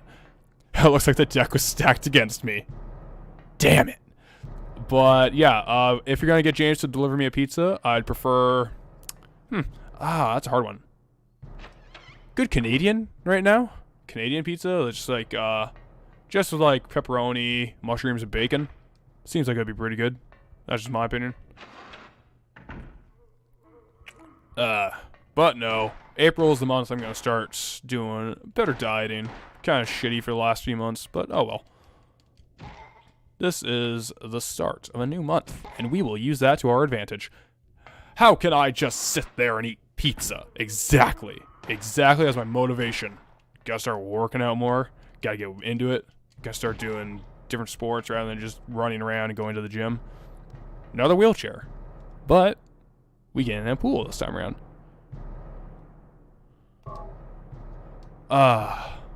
A lot of wheelchairs in this game. You'll see a lot of them. So, I'll just point them out as we go. Oh, darn. Forgot about you. I agree. I love the look of this design. As for lore, why it's there?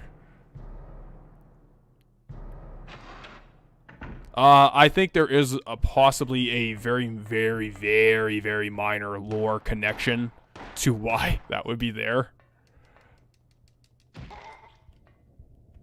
Yeah, I need to get in shape for my mommy cosplay, everyone. Get ready. 1,000 subs. Here we come. Do I know the idea of Silent Hill, how it was born, where in real life, those kind of questions? Well, one thing I will point out, these corpse models again. But in real life, the closest equivalent I can think of is the eastern coast of the United States. If I had to guess, like somewhere around like Maine, New England kind of area. If I had to guess. Granted, that makes Silent Hill 3 a little questionable in certain areas. I don't think they thought through the location. It's just supposed to be like America Town that borders a lake. It's America Town. Health drink. Take it? Yes, I will. Alright. Let's see here. Yeah, let's save the game. Why not? And how it was born? Silent Hill 2 answers a lot of the backstory of Silent Hill, the town itself, about the community, where it was built, why it was built, some of the issues of it being built. 2 is actually just kind of the lore dump of the franchise, which is why personally I consider it to be so vital to the trilogy. So, before we talk about that, just... Yeah, that Silent Hill 3 wheelchair is pretty great. It's one of my favorite camera angles in the franchise. A little note here. I've always thought this wall texture looked like it had something written on it. And I always go up and examine it. I'm like, wait, what? Nani? Oh, well. But as you can see, the painting from the elementary school has become real. We are even in the same spot that it was there. What? Is this a door?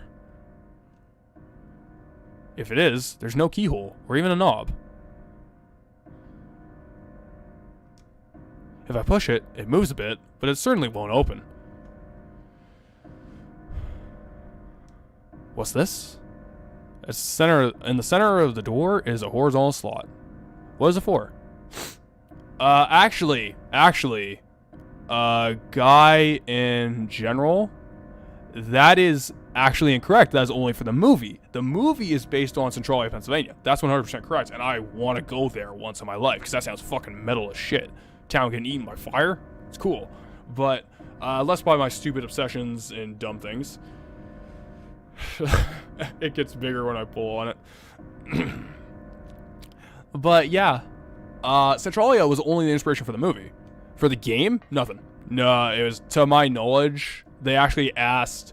People on Twitter asked Matsuhiro Ito about that specifically. And while Ito is not himself, obviously, the end-all to be-all knowledge of Silent Hill, the original series, he's also the only member of the staff willing to talk about the original series. So people bombard him with questions about it. So, at least by his opinion... Oh yeah, this is one of the doors the auto key doesn't work for. Oh, I'm almost gonna die.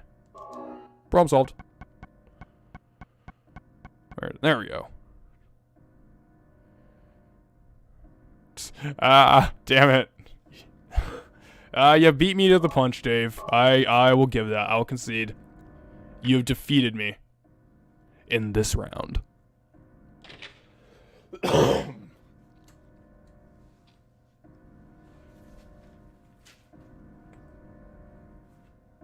Oh, excuse me. I had to cough very badly there. So, here we are. Oh, let's go through my map here. And as you can see, we're on the first floor next to the washrooms. Now, I want you to just pay attention to that. This is one of the more confusing aspects of Silent Hill 1, and I have no idea why they added it. It's a very bizarre detail, but Silent Hill 1 has a lot of those, where it's nice little spooks. Huh, that loading screen sure is taking a long time. That's crazy. Why would it do that? Huh? Nothing in the bathroom except for these corpse models that we keep seeing? Oh well, better leave. Wait a minute. This wall wasn't here before. Where am I? Oh yeah, I'm on the second floor now. For whatever reason, the woman's washroom on the elementary school is a teleport that gets you here and there. Very Doom style level design, if I'm being honest, like all things considered. It's real bizarre.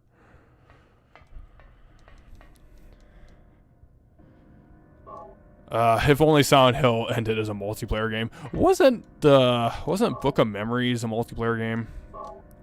I don't know. I just could not care less about that game. That was the moment. When I see like fucking Silent Hill, the Diablo clone, that was the moment the series died.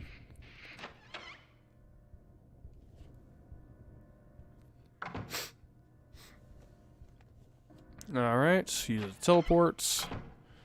And we should be on the first floor again. Yes, we are. Because we don't want to miss this. This is incredibly important. Oh my. This looks bad.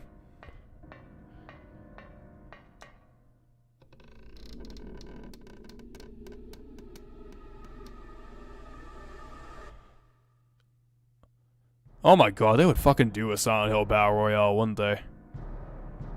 They would. It's coming. It's coming. God damn it. So, as you can see here, we have what appears to be a corpse hooked up to IV bags in a medical bed, crucified. Again, more crucifixion imagery.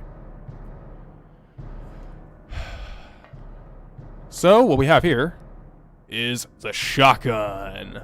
Now, if you pay attention, this is apparently inspired by the shotgun that Ash Williams, played by Bruce Campbell, used in The Evil Dead. Actually, if you want me to get my nerd shit out here, that's not the shotgun that Ash used in Evil Dead 2 or Army of Darkness. The shotgun he used is a double barrel indeed. It was a Stoger, I believe, was the actual model they used for at least Army of Darkness. I can't find information from Evil Dead 2. But the shotgun he used was sawed off on the barrel, but not the stock. He had the stock. This looks way more like the Mad Max shotgun. The one from Mad Max 1, 2...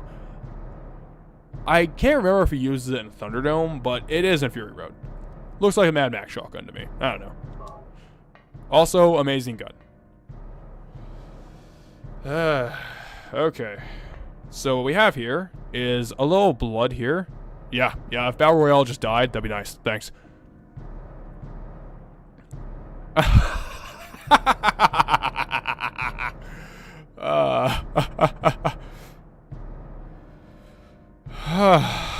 We are not going to talk about circumcision, guy. There will be no circumcision talk. We're not playing Silent Hill 4. We can't talk about the deep truth of Silent Hill 4's anti-circumcision message.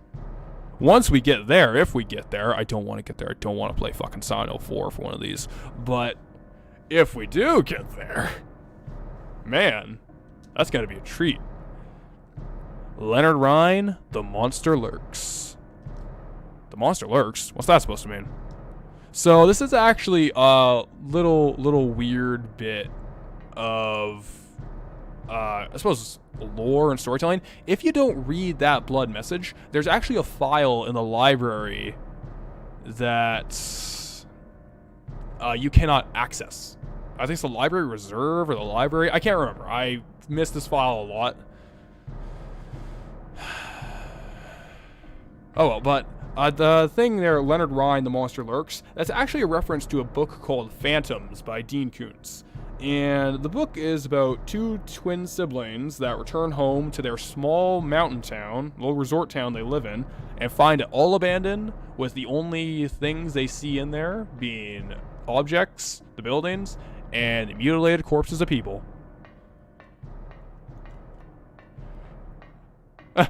These models are crucified because mutilating one's manhood is the ultimate evil sacrifice. You did it. You broke the code. You know, I would appreciate if you didn't spoil the game. Like right now, brother. Like, for real? You kind of like taking my job right now? I'm like talking about the lore and you're spoiling the ending? Oh, I hate these cockroaches so much. The creepers are what the cockroaches are called. They do have a meaning, but they're fucking cockroaches. Foreskins for the Foreskins God. Random traumatic backstories for the traumatic backstories God, because that's not an overplayed element of this series at this fucking point in time. But we're not there yet. We're at Silent Hill 1. We're a good time town. Bunch of phones. Yeah, we're playing Silent Hill 1 OG. Can't use the phone. Oh, well. Better leave. Nothing here for me. Nani?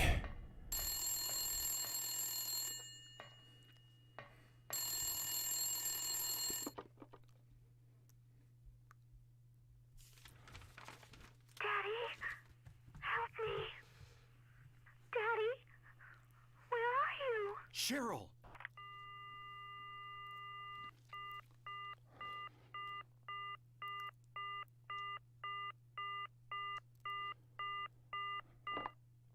Darn. We missed a call.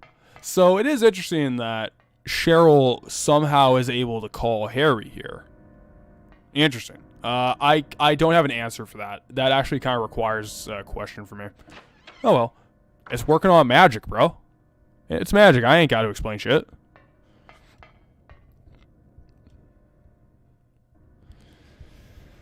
Yeah, creepers, like, do they explode? I honestly don't know. I never kill them. I always run past them. I think the one you saw me kill was, like, the first one that I killed in...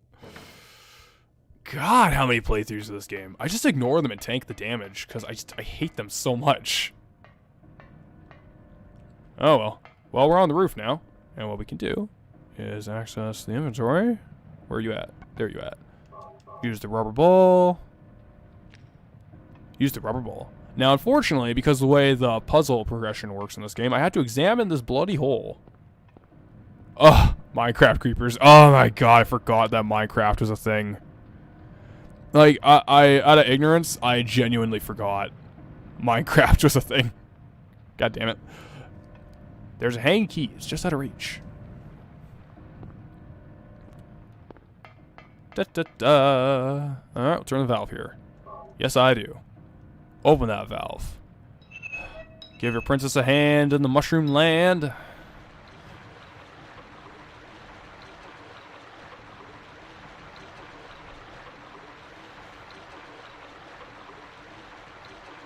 Oh, the play novel...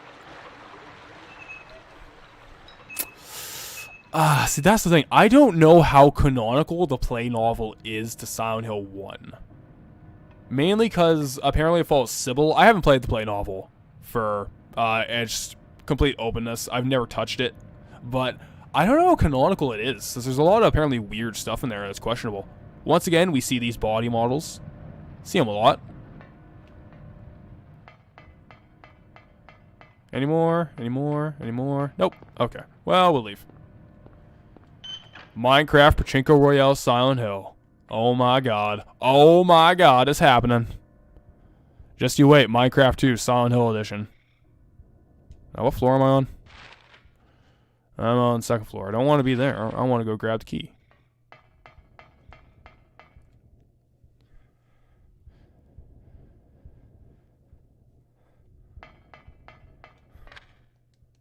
Unlocked.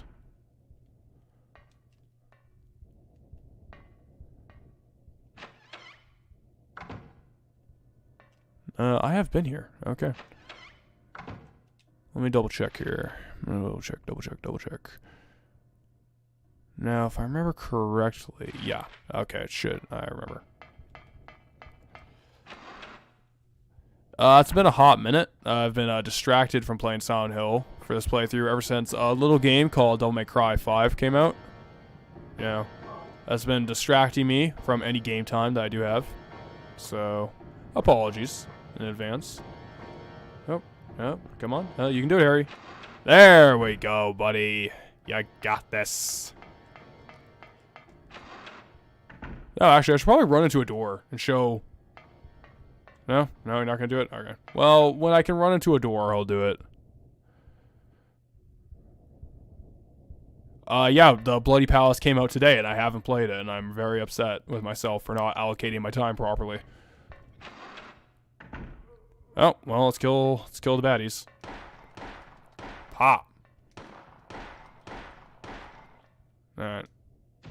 Stomp them. Eat it. Nerds. Gray children are nerds. They can't handle Harry Mason. Too much of a man for them. Let's see. What is that? Not the Library Reserve? That is indeed the Library Reserve. I've missed an item. Darn. I missed a door. I didn't clear out the map. Wait a minute. Yeah, here we go.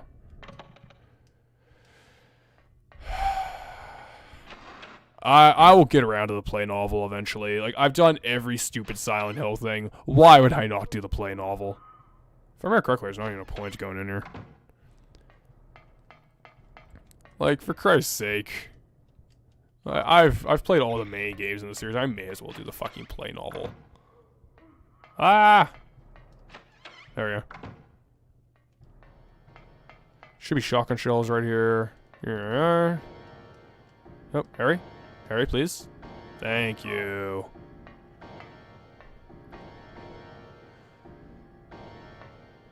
See, they say that, like, some, like, play novel is canon. I don't think it is. I don't think it is like Radical Dreamers, which is something I'm never going to play.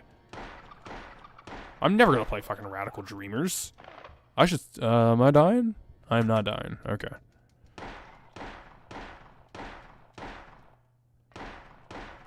Harry? Thank you. Alright, I'm probably dying now. Yeah, there we go. I should play Radical Dreamers, though. I should. No, man, Harry didn't stop killing monsters. I just, you know, moved on to kill more monsters. That one monster wasn't worth it. I'm not a coward. I didn't run away. Oh, shit.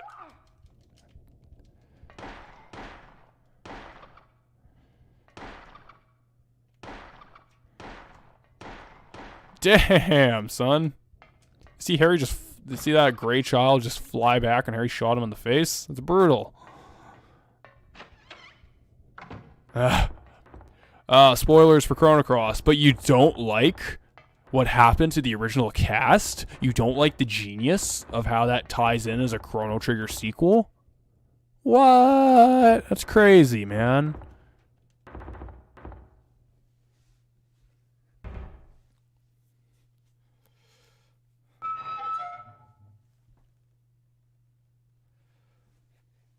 Nothing inside. I know you hate Chrono Cross. I'm just fucking with you. I'm just fucking with you. Chrono Cross is weird. It's a very, very strange game. Might be worth talking about sometime. Maybe sometime. Not today. I'm very startled. Okay, so that is a setup. That cat thing earlier was just a setup for that scare. Ah, it's so good. I love this game. Library Reserve Key. Here we go. Now, I agree. Chrono Cross as its own story would have been much more interesting.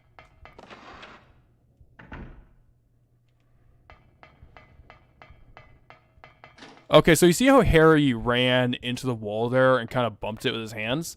That was a feature that most people think is actually removed from Silent Hill 2 and 3. It is in fact not. 1 minute. Let's walk backwards, try it again.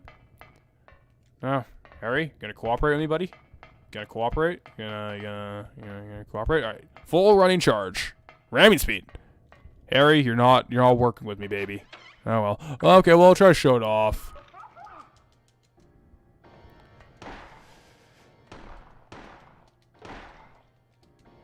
Let's see here. Am I dying? I'm not.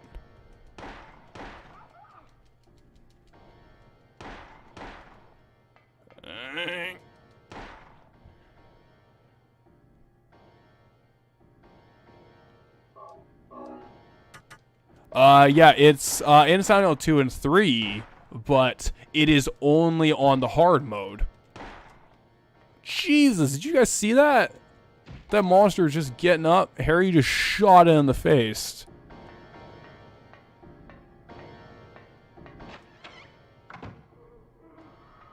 Damn, Harry. You're brutal, man. I don't want Shaggy in anything. Shaggy, no. I'm always saying the best characters from Mortal Kombat are never in that fucking game. It always bothers me. Like, Spawn was in Soul Calibur. Spawn should have been in Mortal Kombat. Spawn is perfect for that setting, man. He's all chains and goo. Alright, let's show it off now.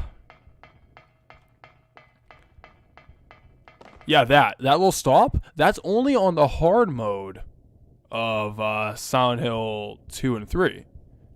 Well, it's in pretty much every mode, to my knowledge, in Silent Hill 1. Very interesting. Cool change, cool change. Super Saiyan Shaggy 4. Jesus. That's too much, bro.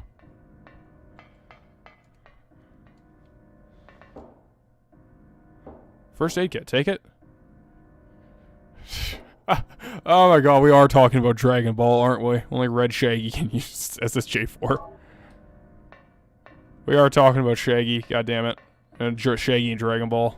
You boys have ruined me. What's this? Okay, to my knowledge, this book here, this note, is only accessible if you look at the Leonard Rhyme, The Monster Lurks. And Silent Hill 1 does not have riddle difficulty. Silent Hill 2 and 3 do. 4 doesn't. I think the only ones that do are 2, 3, and Downpour. Yeah, I think GameCube won. GameCube and PS2 definitely won out of the Soul Calibur 2 bonus characters. Hayachi and Link are just so much cooler than Spawn as bonus characters. But Spawn and Mortal Kombat would be a pretty good fit. I don't know. Maybe Pinhead, if he hasn't been included since Hellraiser's baller. I don't know. The Monster Lurks is the book's title. Okay, so let's read this, kids. This is very interesting. Gather round, children. Story time. Chapter 3. Manifestation of Delusions. Poltergeists are among these negative emotions, like fear. Poltergeists are among these. Negative emotions, like fear, worry, or stress, manifest into external energy with physical effects. Nightmares have, in some cases, been shown to trigger them. However, such phenomena do not appear to happen to just anyone. Although it's not clear why, adolescents, especially girls, are prone to such occurrences. I don't want to read the Silent Hill comics. I don't want to read the fucking Silent Hill comics. I read them once. Never again.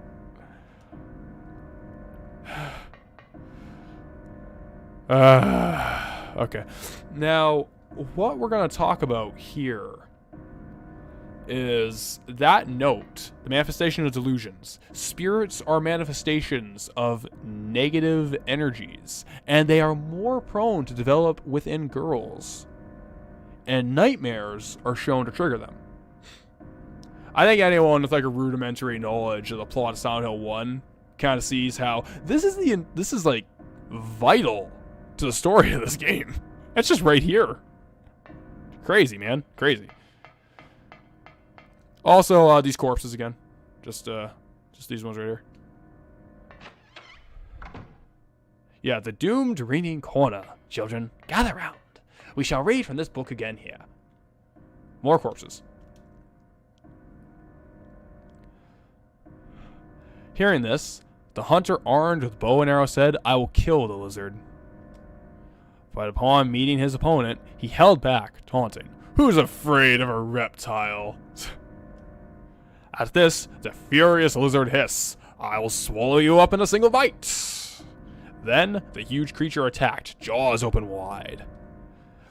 This is what the man wanted. Calmly drawing his bow, he shot into the lizard's gaping mouth. Effortlessly, the arrow flew, piercing the defenseless maw, and the lizard fell down dead. Nothing personnel, kid. This is from an old fairy tale. I remember reading it as a kid. British doomed and girl doomed. So interesting. This is an actual fairy tale in context of the universe of Silent Hill. Like wherever, sort of like the Earth, the sort of reality this game takes place in for the day-to-day kind of regular life for this fictional story. Harry has read this. It's a fairy tale. He knows it. I'm not sure if it's based on a real fairy tale. Unfortunately, I've neglected to look into that. But what is interesting is that this acts sort of two ways. This is kind of a hint for how to deal with an upcoming boss fight, which is very cool. Very interesting to put this here. But I think the way it ties into some of the central ideas of Silent Hill 1, specifically about fiction and about storytelling in general, kind of the central ideas around that, I think it's really cool that they put this here. Especially seeing how we're gonna do something with that knowledge in a little while here. Anything on these shelves? Nope. Okay. I will not talk about what Silent Hill represents at the moment, General, because I'm going to be doing it kind of, as I said earlier, I'll be doing this as it comes along, discussing plot elements as they are presented to us. Locked. I believe I have the classroom key. I think I have the classroom key. I should. No, I do. I went to the wrong door. There we go. Where you at? Oh, fuck. They're taking too long.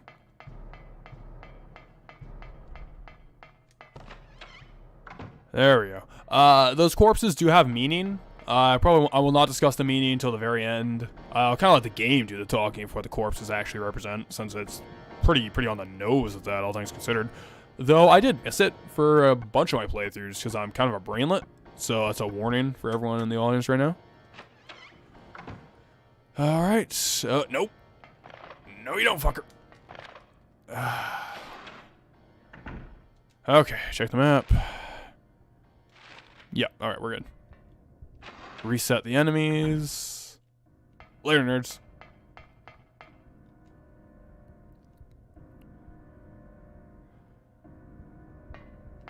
Oh, number one thing we want to do. Unlock you. Now, I'm going to do a scum thing, because since we're playing on a totally legitimate PS1, everyone, no shut up really. It's 100% legitimate PS1. 1 second, I'm going to go in here first. I will be using manual save points, because I don't have the option of save states, you know? Like, that's crazy. I don't have that option. I'm not emulating. It's a little hot in here right now. Yeah, the wiki does not mention it being related to any fairy tales. Okay, good to know. Thank you. Good to know. Well, yeah, Silent Hill would be great if they had a good locksmith, but the problem is that Jill Valentine's not here, the master of unlocking. She would solve this problem in a heartbeat. Alright, so this puzzle also kind of sucks. Well, it doesn't suck. It's just, I like the piano puzzle, for instance. People have a problem with it. I think it's clever. This one's just annoying because it takes forever for the gears to turn. So I'm just gonna, I wrote down a solution here. Because I'm fucking lazy. Better fairy tale? Silent Hill 3. Silent Hill 3, not even a question. It's so much more interesting from a thematic point of view. But, I don't know, like, it works for a cumulative whole here, but just on its own, Silent Hill 3 is like, significantly better. In terms of that one fairy tale. There's like give or take quality elements between 1 or 3 from just game design, storytelling, POV, stuff like that. Okay, so it'll be this one. All right. Turn you. You'll see what I mean. It's very slow, very uneventful.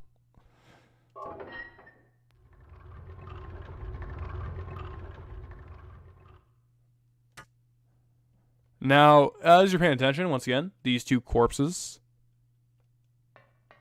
It inhales quite vacuously indeed. But yeah. Alright, 1 minute. Alright, should solve it. But once again, on left and right sides, you have both the corpse models.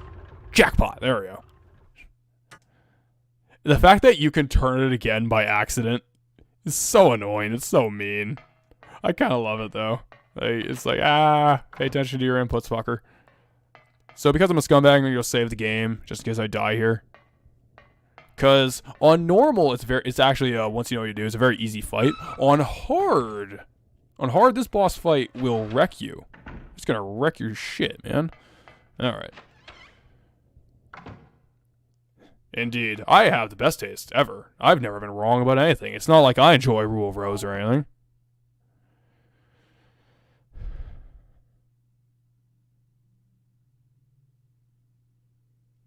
I disagree, General. I think Silent Hill 3 is fucking fantastic. And I disagree with Eyepatch Wolf and everything he has to say on that video. It is so criminal how wrong he is about Silent Hill 3. I just want to smack him upside the head. A good content creator, puts a lot of work in his videos. Certainly better at it than I'm ever going to fucking be because I'm a lazy sack of garbage. But I could not disagree more with his stance on Silent Hill 3. I would almost go as far as to say I think he is wrong. But that's just being kind of pretentious and mean. Hell yeah, Jack. You know what's up.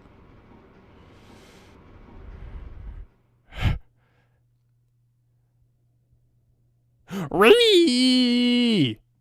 That's what the memes do, right? They go, Ree! Rule of Rose. Still a good game. Fucking whatever.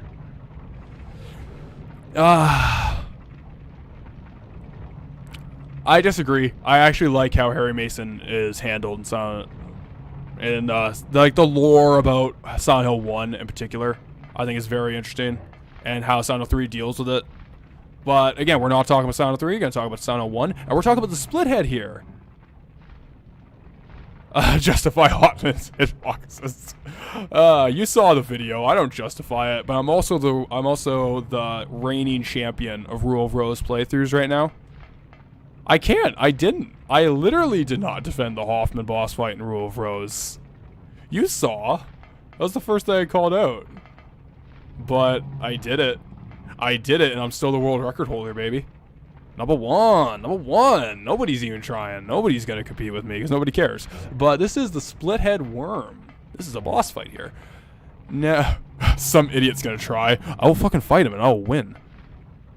I will win. But let's talk about the arena a little bit before talking into quality ranking of Silent Hill. It is interesting that we have a split head worm here, where we'll talk about more its design in a second. But what's interesting to know is that we have that same body, that same model that I've been talking about and bringing up constantly, being burned in the dead center of this arena. Dead center. And that's important to note, is that we also have two circles. Again, we have a globe that it's standing on top of, a circle, and around the globe itself and the body, we have a ring of spikes. But they're spinning in opposite directions. Kind of interesting. Kind of interesting. Yeah, we're fighting the Dodongo. It dislikes smoke, and I'll fucking show us some smoke. Get over here, Dodongo. Kick your ass. So as you can kind of see, its head looks like it's almost split down the middle here. Aha. But yeah, very interesting details in the arena for lore stuff, since that's what we're talking about today. Here we go, here we go. Here's the big one.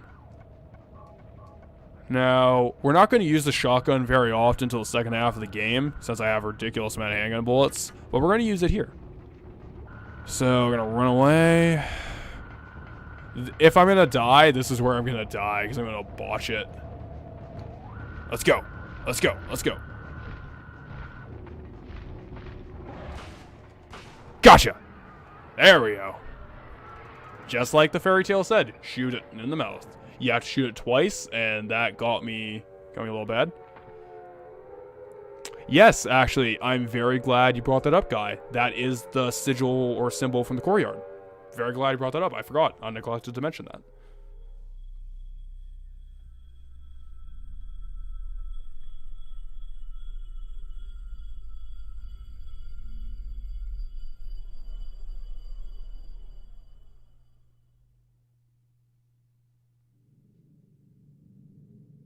Huh? What was that? Who in the hell was that? Where am I? This is a boiler room? What is going on here? So, let's pick up the K. Gordon key. We'll talk about that more in a second, but we should probably talk about a couple of lingering ideas. Once again, I just brought up the circular cyclic imagery in the boss fight arena surrounding the corpse that I keep not shutting up about. No, trust me, it's important. And we also have the split head worm. Notice how it's only split directly vertically down the center, around the brain. Split directly in two.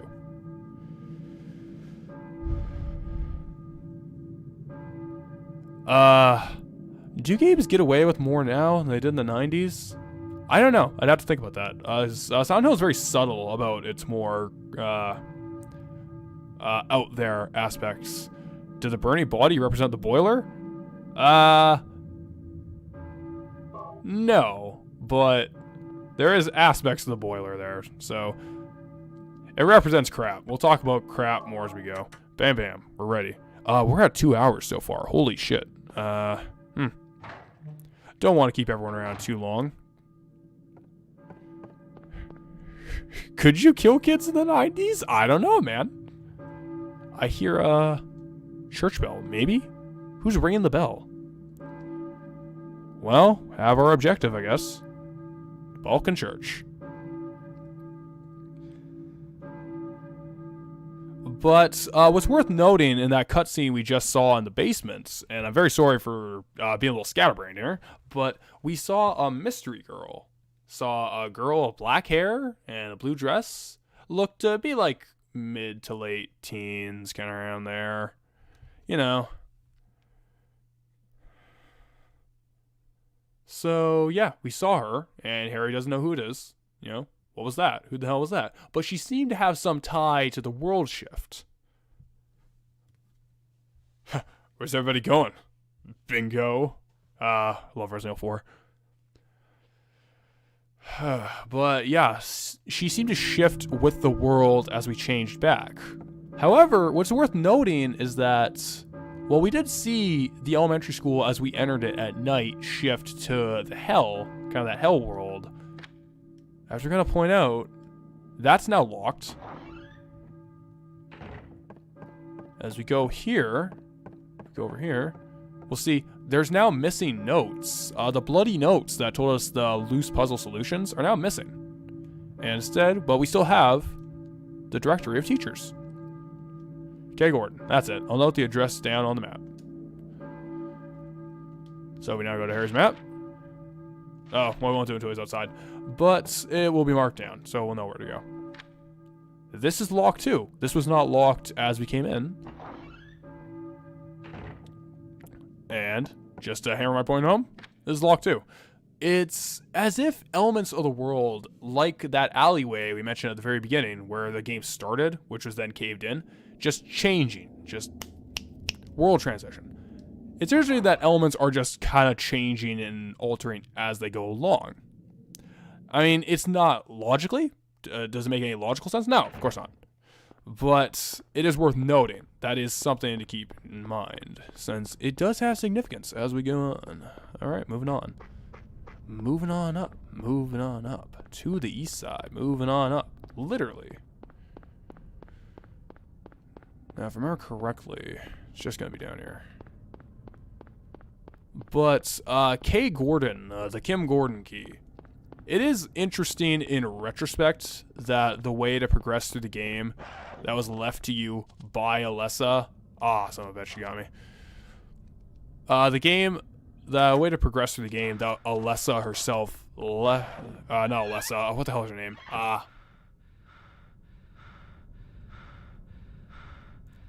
Girl, since I fucked up. Damn it.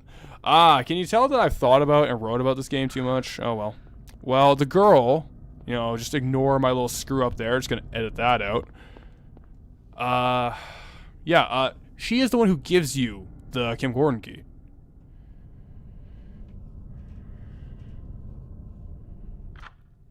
Use K. Gordon key. So, interesting. Silent Hill 3 made this a little more interesting as to why this is the key and this is the progression that Harry would be given. But Silent Hill games have a lot of cool stuff in them. So, I'll stop focusing on that. We are at the Freeman house. We must hunt him down. Alright.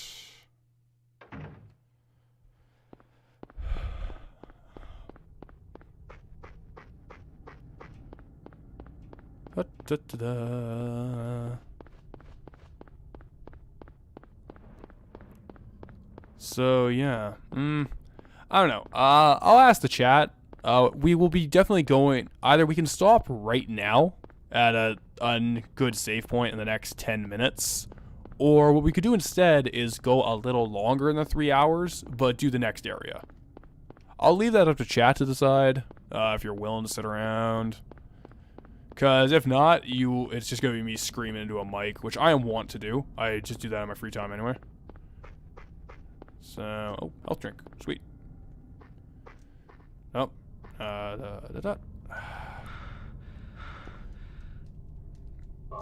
Let's see here. Oh, I am quite a ways off. Oh, dear.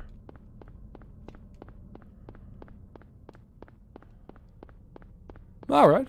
If people are willing to go, we will continue. I'm running in fucking circles right now. Don't read chat and try to navigate maps. It's a pro tip.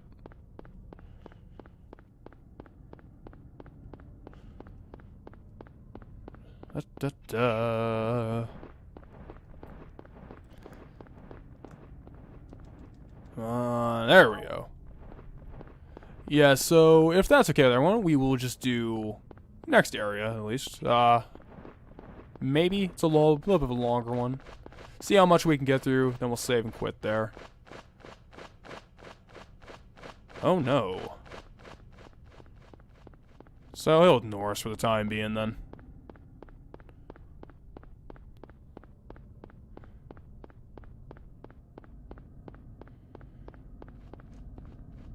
Where you at? Where you at? I have things to talk about. You gonna interrupt me? You gonna interrupt me, bird? Think you're good? Think you're tough? That's what I thought. Yeah, you walk over there. So this is the Balkan Church right here. Now, I don't reference other people's content and interpretations too often in the series. I'm not going to. But I will reference the Gaming Muse, and she did a video specifically on the Balkan Church, which is full spoilers, by the way. So, if, you're into that, watch at your own risk. I'll link in the description when I put the finalized product out. But it is very interesting. Kind of the details she gives to all the ideas of the Balkan Church, like the history of certain religious symbols that are shown right there, like that specific version of the cross and everything like that. Very cool stuff. And yeah, I don't know, just a little shout out to some Silent Hill community content I thought was pretty baller.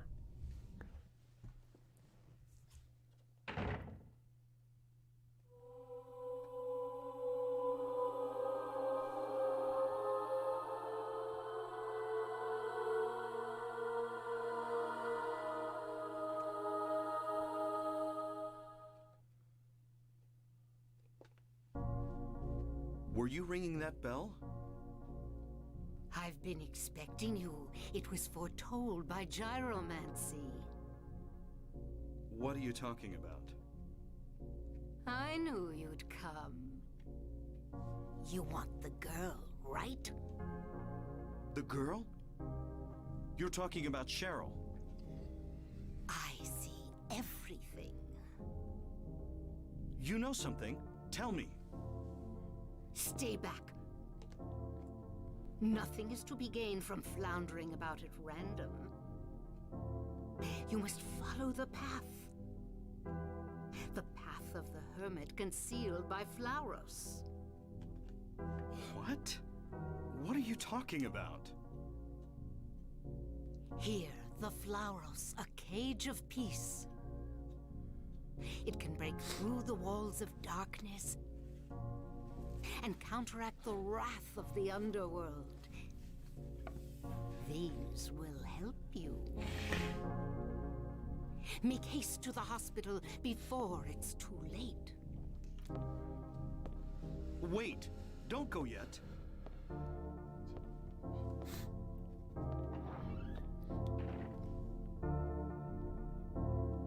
All right, and there we are. So yeah, gyromancy is a real thing. It's so absurd. I'll try to find a video of it. It is the most ridiculous kind of spell casting. But yeah, that woman promised us a lead. She's speaking absolute nonsense, even by this game's writing standards. She doesn't make any goddamn sense. But yeah, she gave Harry a direction and said to go after that girl. What is worth noting is that she doesn't give her name, and she doesn't actually explain what she means by that girl. Harry just kind of jumps to the conclusion, oh, you're talking about Cheryl. Pretty cool, pretty interesting. But here we have what she called the Cage of Peace, or the Square of Peace, or whatever she called it, I forget the writing. Actually, what should know about the writing? Apparently, a lot of this character's dialogue specifically was mistranslated, and just this character specifically. That's kind of a grain of salt. Take it with a grain of salt. I have no official confirmation, but I think it kind of works if it is mistranslated. The idea that Harry cannot understand what the hell she's actually saying kind of fits. But, Guy, you exposed me. Guy and Dave, you exposed me. Micah, I'm playing on an emulator. I'm using Mednafen, and I've adjusted the settings to the best of my abilities to make it look like original hardware. I'd have to double check exactly what the hell I did. I did my best to make it as accurate to the original as possible. But what are you gonna do? So yeah, inside this chastity cage of peace, we have the Flauros. So I think anyone familiar with like actual demonology can look at this and immediately see red flags raised.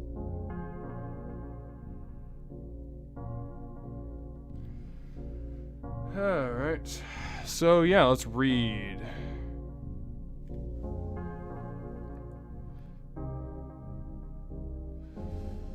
Alright, so the demonology, the demon Flauros is a Duke of Hell outlined in the Pseudo-Monarchia Daemonium, and I can't say Latin, so go. Pseudo-Monarchia Daemonium. Daemonum, excuse me. Yep, that was me struggling. Yeah, bro, is it the Triforce, bro? Bro, Triforce, bro, Triforce. So yeah, Flauros is a Duke of Hell that can give true answers to all things, past, present, and future, but only when commanded to enter a magic triangle. So essentially this woman who said it's a chastity cage of peace for Harry into his CBT fetish is actually basically just giving us a demonology artifact inside of what is some denomination of a Christian church. Which, I just want to point out, the fact that this character, and I said her fucking name, didn't I? Jesus Christ. So I'm just going to have to edit that out in post, because I'm a dumbass. And this is my first time doing something like this. Can you tell? I'm not great. Oh well. So that character, who, if I said her name, I'm going to fucking edit that out, is giving answers to Harry and meeting him. And, excuse me, I'm still a little sick. And giving him these items inside a church? In future games will detail how nefarious some of that actually is, especially for Harry's character, but we'll get into that later, if we ever do the other games. Okay, I respect your preference for Silent Hill Origins. I respect it. I could not disagree more. I cannot stand Silent Hill Origins. Well, the canon is actually wrong in Origins. Like, Travis is an addition. It's just... I'm talking about Silent Hill. I gotta talk about Origins. I am not a fan of Origins. I'll be perfectly open and honest about that. Bam, bam. Finish saving. Can we read the newspaper? Nope. Alright. Moving on. We got the key for the bridge. Let's go.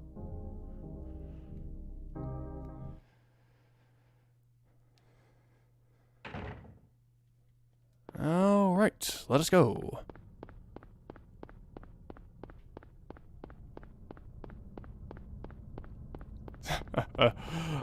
Yes, Hieromancy and El Gigante.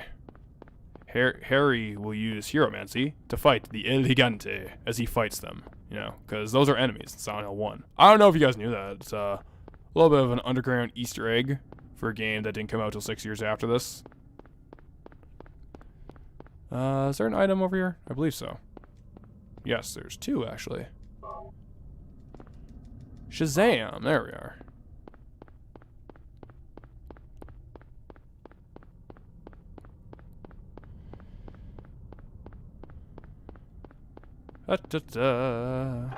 So it is worth going in here just to point out a New Game Plus item. This is the rock drill. No gasoline, can't use it. That's a New Game Plus item since this game supported New Game Plus, which is really cool. Alright, go up here. Yep, there we go. Yeah, Silent 1, like genius, bro. Easter eggs for different companies. Aw, shit. Shopping district map. We'll talk about the names of the streets as we get there.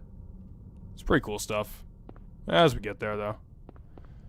One step at a time. Alright. Going here. Where's that key? There we are. Machinery is running. Do you want to press the switch?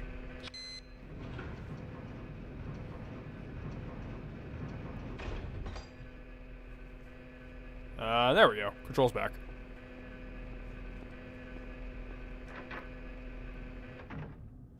Alright. So, I'll just shut up for this.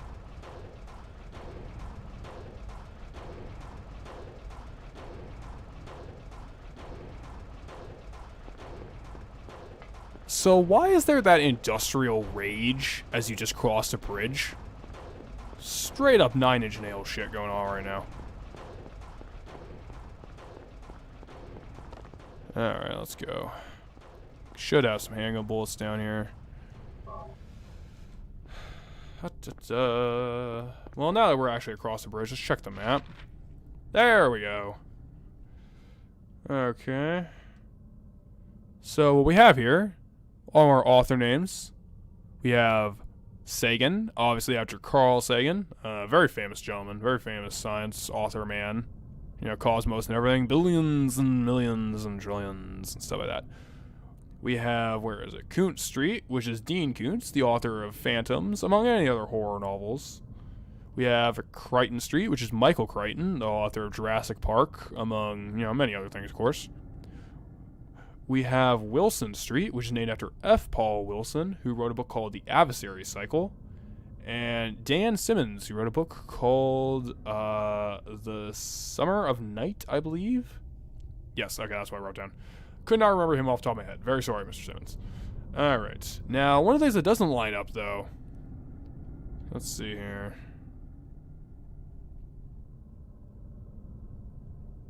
Did I get it all? Yes, I did. Okay.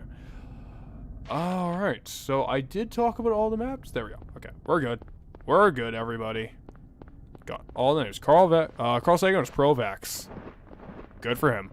You know what? I'm gonna kiss that. Hey, buddy. That new enemy is called the Romper. There's a lot to be said about the Romper, because they are the worst enemy in the game.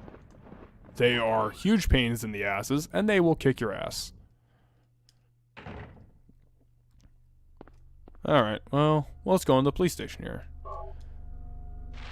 So as you can see, we're actually in the Silent Hill police station. Silent Hill Police Department.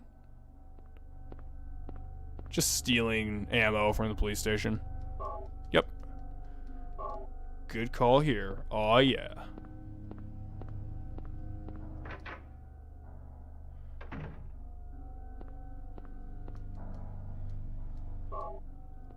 Alright, we should have a chalkboard. Oh, actually, we should probably get the shotgun shells.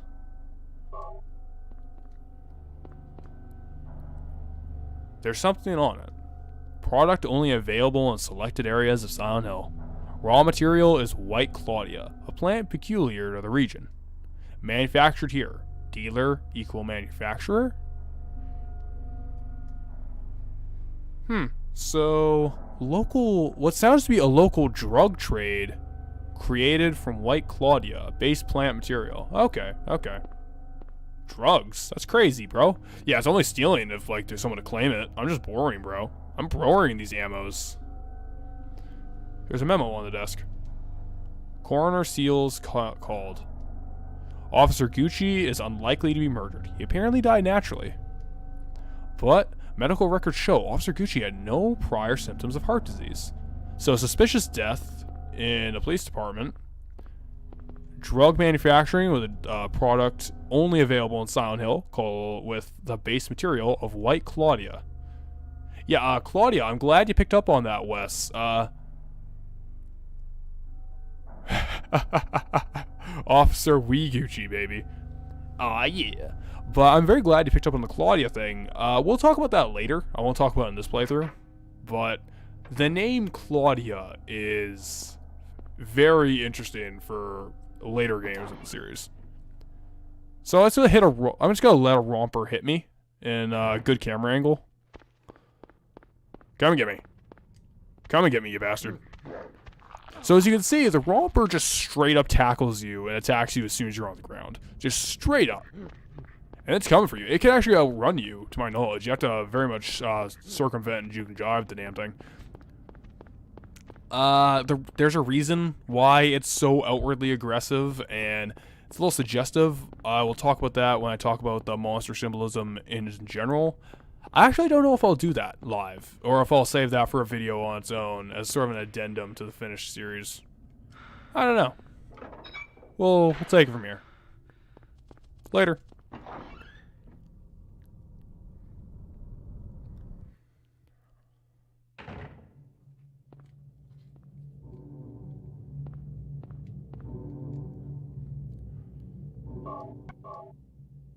Reception. Because we are at we don't have a map of this place, but we are at Alchemilia Hospital. And I talked over it like an idiot, but you actually heard a gunshot. And I talked over it like a dumbass. But I won't talk over this.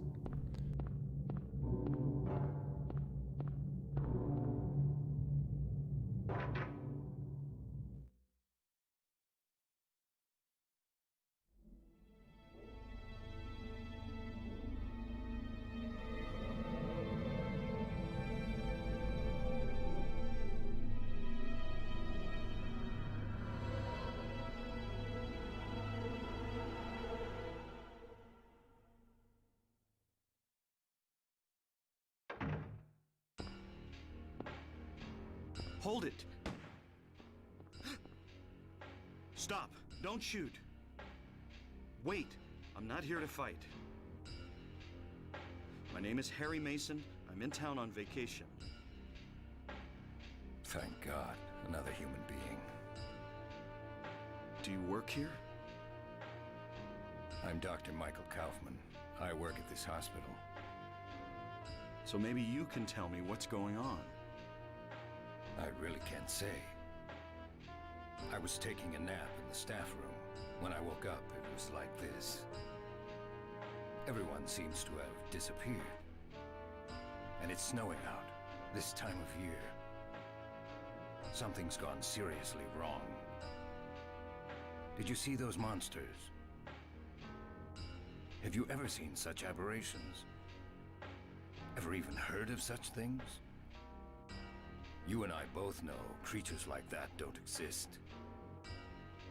Yeah. Have you seen a little girl anywhere? I'm looking for my daughter. She's only 7. Short, black hair. She's missing. I'm sorry. But with all those monsters around, I highly doubt that she's... Sorry, I didn't mean to alarm you. Your wife, she's here with you? She died 4 years ago. Now it's just me and my daughter. I see. I'm sorry. Well, I'd better be going. I can't just sit around here doing nothing. So long. Good luck out there.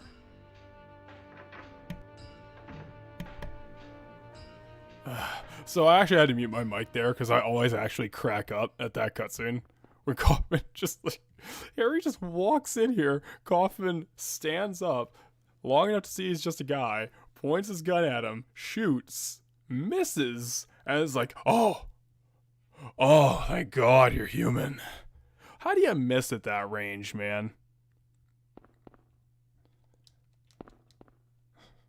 But there are some interesting things to note about the introduction to Dr. Michael Kaufman. Well, number one, he entered this scenario the exact same way that Harry entered this scenario. He woke up to it, which Harry has done a total of 2 times now, but I'll try to keep track of that more often. Yeah, Harry just cowering in the corner after Kaufman misses a shot of a guy like 2 feet in front of him. It's hilarious. I love it. It's so good. But yeah, Kaufman just woke up to the situation. He was napping in his office, and it was just like this. He can see monsters too. Like, he mentions, these things are just monsters straight up. And there's a dead one right here, a dead air screamer. Which, again, interesting. He can see the monsters and knows about the weird crap going on. And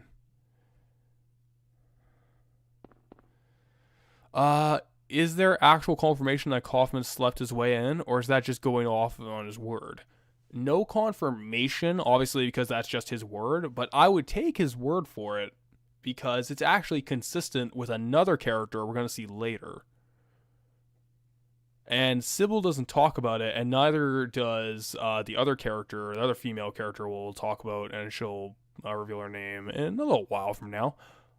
But it is consistent that Harry and Kaufman had the exact same thing, and a character we'll talk to later. I don't know. Like, it's just something interesting to keep in mind. It actually is entirely possible that he's lying through his teeth. But he also mentions that it is snowing and comments about how abnormal it is at this time of year for snow to be happening. And also, last but not least, we get a confirmation. Harry Mason's wife died 4 years prior. So Harry is a single father. Oh, tough for the guy. There's a newspaper. The article's been clipped out.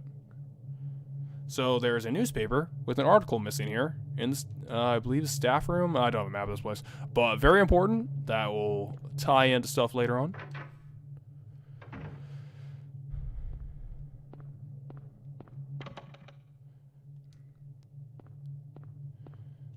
Yeah, Harry should have just asked all the monsters, have you seen a little girl around here? Short black hair, almost 7 years old. Actually, what I should be doing is going back and getting the map. That would be foolish of me to not grab that right now. We are at 2.5 hours. Jesus. I'm sorry, everyone.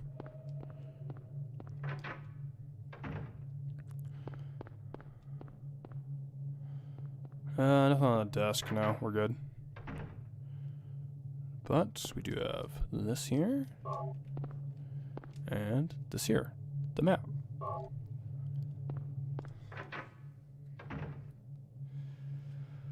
Alright. Moving on. Making sure my notes are on the right page.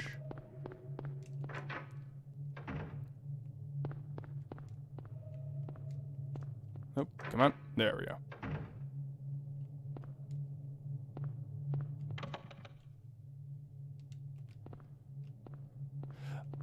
That actually is an interesting point about sort of a comparison to Kaufman's role.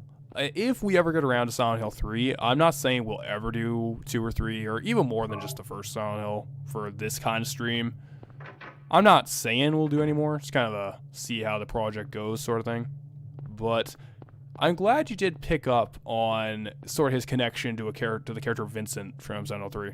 It is a very interesting tie of the two, and I have some interpretations, ideas, some bullshit fan wank That's all this is. Let's be real here, folks. Alright, moving in here. Let's go get an item that's ruined many a good ending playthrough. And we'll see in a second. Come on. There we go. Health drink. Bam.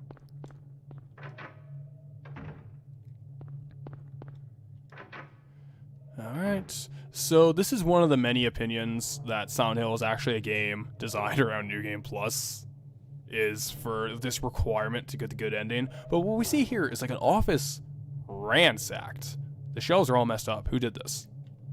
This place is completely trashed for an office. And especially in a hospital. Books are scattered around the desk. Nothing special here. Yeah, just, everything is just scattered, disarray, and just this. A glass vial lies shattered. It's not just broken. It looks like it was smashed on purpose. So someone came in here and was looking for something, and by Harry's intuition, it was this. So what we should do, well, what should we do is heal, first off. But what we need to do is use the empty plastic bottle and somehow scoop up enough of this liquid into the bottle. That's the good ending requirement. That is pretty absurd and nearly impossible to find on your first playthrough. So that's why I've always been of the opinion that New Game Plus was an intentional factor for Silent Hill development. Silent Hill design, excuse me, not development. To the basement.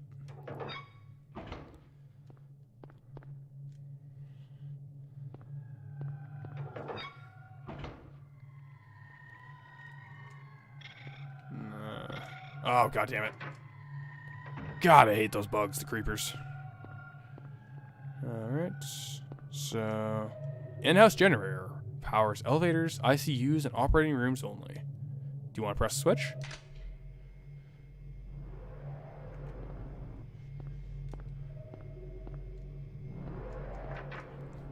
Harry is the world's greatest detective.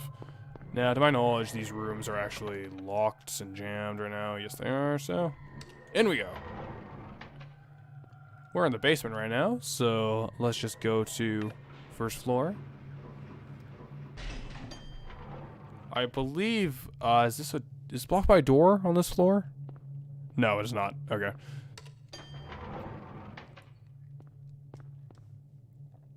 We're already at the first floor, so let's go to the second floor then. You actually skipped that elevator animation.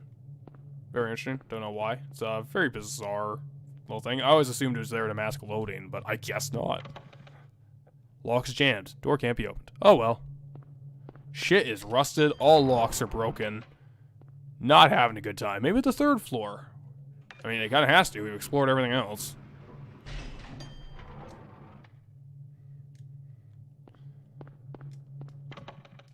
Huh. Maybe I missed something. Who knows? Let's go back to the first floor. Also, a couple doors in the basement I didn't go to. Aha! Fourth floor. Oh my god. Impossible elevator button appearing out of nowhere. I bamboozled you all. You all thought I was a Dumbo who didn't know Silent Hill. But I fooled you. Let's go to the fourth floor.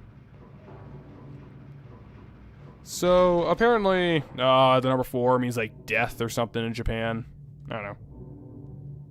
And we have a short cutscene now.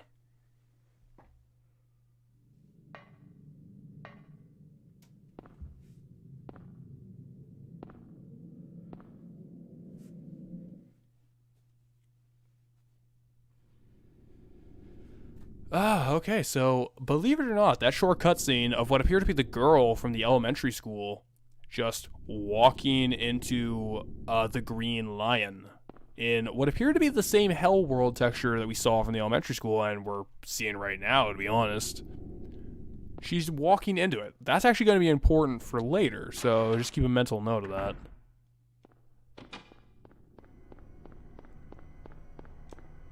Oh yeah, I should probably take time. That's... It's locked. Oh no, someone locked it behind me. We also don't have a map of this place because the fourth floor doesn't actually exist. Because we're in impossible space. Oh my god. It's the hell world again. Yeah, I love that elevator gag. It's so good.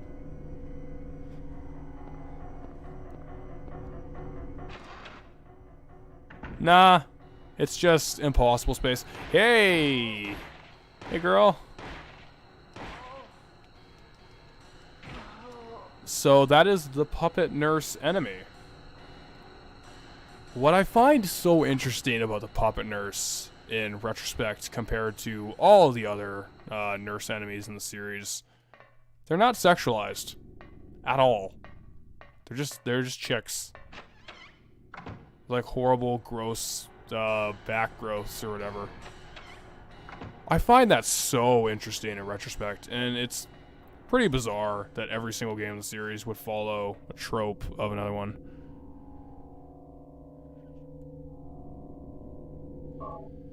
I'll talk more about what the Hell World is later. I'll talk more about that in a future installment. There's some direct meaning given in Silent Hill 1 where they just flat out state it. But yeah, save the game here. The homecoming nurses. No, Wes, you're wrong. You're wrong. The sexiest nurses in Silent Hill are the Silent Hill 3 nurses. Don't even, dude. Silent Hill 3 nurses are just like, fucking candy. Reception. Room 302. So that actually is kind of interesting that it's room 302. That means nothing for this Silent Hill 1. But it's very bizarre that room 302 would be so important in a Silent Hill game. Because this VCR right here, important.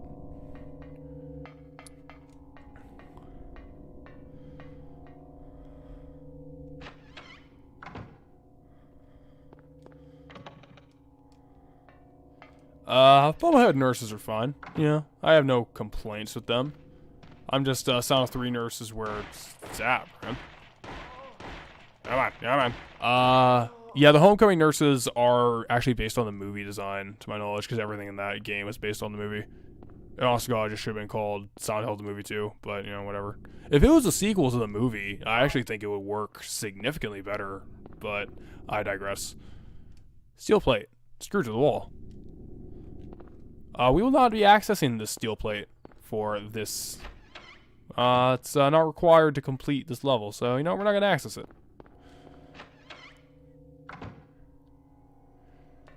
Yeah, it's a weird connection to room 302. It's accidental. It's entirely accidental. I'm convinced that it was just there for, I don't know. Can we enter the washrooms? I don't think we can enter these doors. 1 and 3, the nurses in 1 and 3 are not identical, actually. Believe it or not. There are substantial differences between them. But, you know, obviously it's just dumb, obsessive crap like guys like me get into. The origins and homecoming ones are actually more based on the movie. They're inspired by the Silent Hill 2 nurses, but they are a different design. It's the same concept, but there are some very, very prominent differences, I would say. Yeah, the animation where... yeah, there's that nurse getting completely wrecked by the character Voltaire in Silent Hill 3. Just completely wrecked. That's, yeah. Some people say that's the Fakuro lady. I don't think it is, but we're just getting into a massive tangent right now. We have to play the turtle. That's mean, man. What's behind the steel plate? I'll talk to you about it when we're done. There is something behind the steel plate, but it's just not needed to complete this this little section here.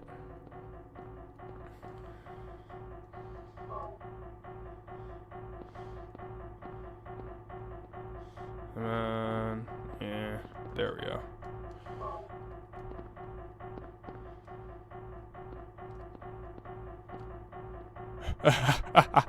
Yeah, Silent Hill 3 nurses have guns. It's crazy. That threw me for a loop the first time I played that game. Just pull out and go pop, pop, pop. Watch the motherfuckers drop. For real. Like this. Alright, she's dead, I guess. Oh, you are a wimp compared to your sister. 3 bullets? Huh. Pathetic. I've been burning through a lot of ammo, but this game kind of dumps you on normal. You have to be much more careful on hard for actual resource expenditure. I like that. Oh, we have another one. There's a plate of cat. Take it? We'll talk about the plates when I get all 4 of them, but we have a turtle and a cat. Once we get all 4, we'll kind of talk about the meaning of the plates. It's pretty cool. So it's unlocked. But what we actually want to do...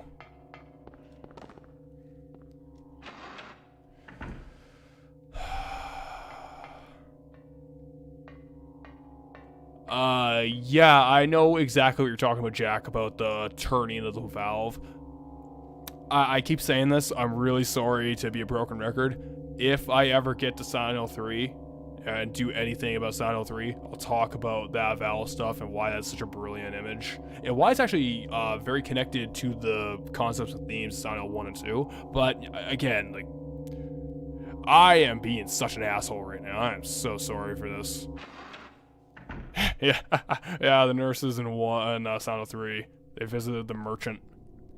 Because he's got a selection of good things on sale, stranger. Where you at?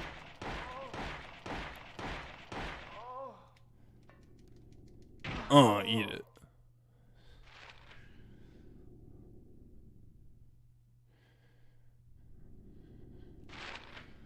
Silent Hill 3 actually has another visual image that I've always loved, but goddamn, I'm talking about Silent Hill 3 so much. Silent Hill 1 has a lot of great visual imagery. We should talk more about that. I'll try to keep myself more on topic. I'm very sorry, everyone. Outskilled. Okay, so at the very beginning of the game, I asked a simple question. Did Harry have a lighter when he was in that first section? And this right here is why I want to know, because he just pulled that lighter out of his jacket. If we're going on the logic, he had a lighter. So what does Harry find here? There's a lighter. Take it. So not only did Harry not have a lighter in his inventory as the game starts, he just pulled it out and just knew that he had a lighter on him. There's no establishing that Harry actually smokes. Okay, General, take your time. Take your time, my friend.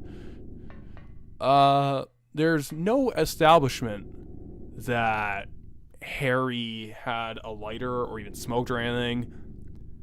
But he pulled it out at the beginning. Just, oh, I naturally have it. Bam, have it. So why does he need a lighter right now? I don't know. I have some opinions on that. We'll get to later, but it ties into my interpretation of kind of the world just shifting around, as we saw with like items disappearing, doors locking in places we've already been to. So this is mean. See that thing? That's mean. That's an instant kill if you go near it. So, what's that smell? It's blood.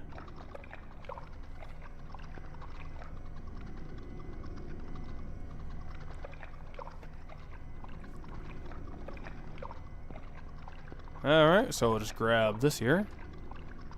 Plate of Hatter. Take it. So, we have a cat, a hatter, and a turtle. Yeah, probably all putting the pieces together. Oh god, I've seen enough hentai, I know where this is going. Oh jeez. Oh jeez, oh no. But I'd rather not do it. It's very much a pain in the ass to die and lose progress. So I'd rather avoid that if possible. Now, if I remember correctly, when I actually... Oh, hey. What's up, Al? You're dead now. Alright, so if I remember correctly, what we actually want to do is go to the first floor now. Because we have all the items we need up here.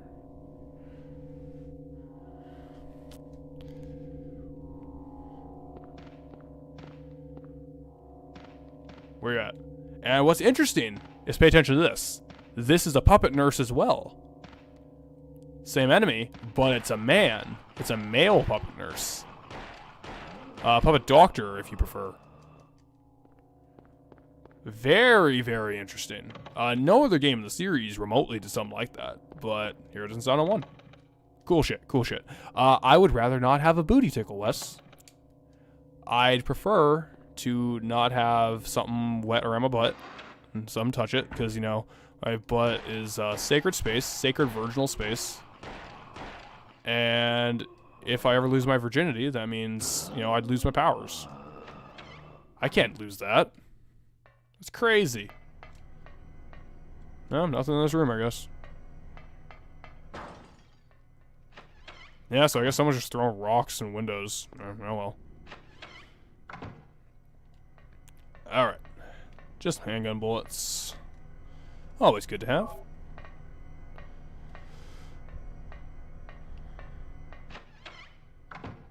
Yeah, Harry just falls over and he gets like, oh, I'm dead. I'm dead now. He lost his will to live. It was like Padme. Harry gave birth and just lost his will to live. Come on. Come and get me.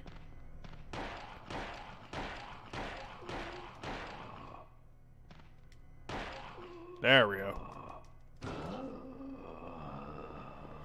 He died of a broken heart. Oh, I don't care what anyone says. I don't like those Star Wars prequels. I'm not a fan. Yeah, most unpopular opinion on the internet. Man doesn't like Star Wars prequels. Proceeds to complain about them. Yeah, very unpopular. I mean, granted, I haven't actually watched the recent Star Wars flicks, so they could be worse for all I know, but I just don't care about Star Wars anymore, man. The plate of the Queen. Take it. Well, we got all of the plates. May as well save the game here. Directors. Oh, yeah.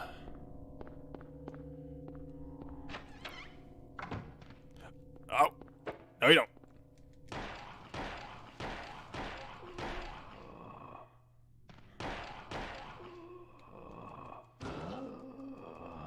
Oh yeah, the original Star Wars trilogy is still great. I'm not going to argue that. Those movies kick ass. Yeah, just ignore the other stuff. And don't say that to people who like the expanded universe, though, considering they're still probably mourning that it all got deleted from canon. Yeah, it does suck if you've put like a lot of investment in a fictional universe, and then the new owner just says, ah, fuck you, doesn't count anymore. That kind of sucks. I don't know. But it happens in comics all the time, so I kind of used to that shit.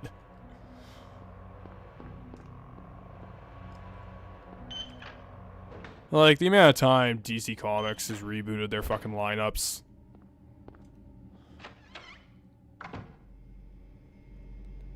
I think visually it's very strange. I would agree with you on that. I don't think the puppet nurses and the puppet doctors are out of place thematically. I think if you kind of take an interpretation of what they mean, what they symbolize, I think they're actually very clever. But especially in relation to a boss fight that you'll see later on. But, you know, that's just me being pretentious and saying, oh, well, we'll talk about it later, guys. But enough of that pretentious shit. Still got a lot of handgun bullets, but fuck that. We're real men. We're going to use this hammer. Like, emergency hammer? It looks like a goddamn war hammer. Looks like a flamberge. We're going to use this. This is the best weapon in the game. Well, for the nurses anyway. Locked. Oh well.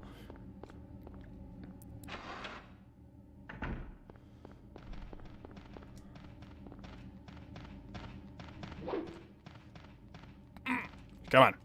Go away.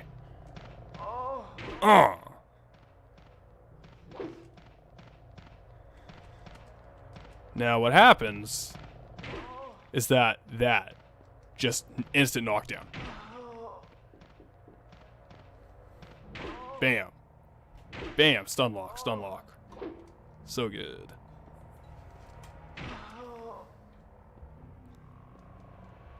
Nope. Let's get this and then read the description again. Health drink. Take it. You bet. A body is laid out on the bed. Don't feel like checking this out. Don't blame me, pal. But we do get an ampoule here. Yeah. Basically just a resource room. We don't need it because we're kind of stacked right now, but you know what? Nice to have anyway. Do I want to use the elevator? No. I want to use the stairs. Yeah, this hammer is fantastic for the nurses. For like the nurses and hospital staff. It's great because one hit is the one overhead hit is like a guaranteed stun lock. Super good, super good. Alright, upstairs we go. Let's double check the map actually. No, just gotta go over here.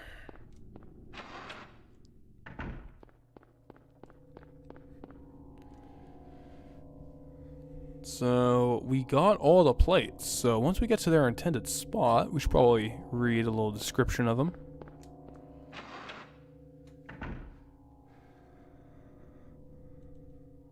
Alright, there we go. It should be through here, I believe. Yep, there we go. So we got a little bomb here.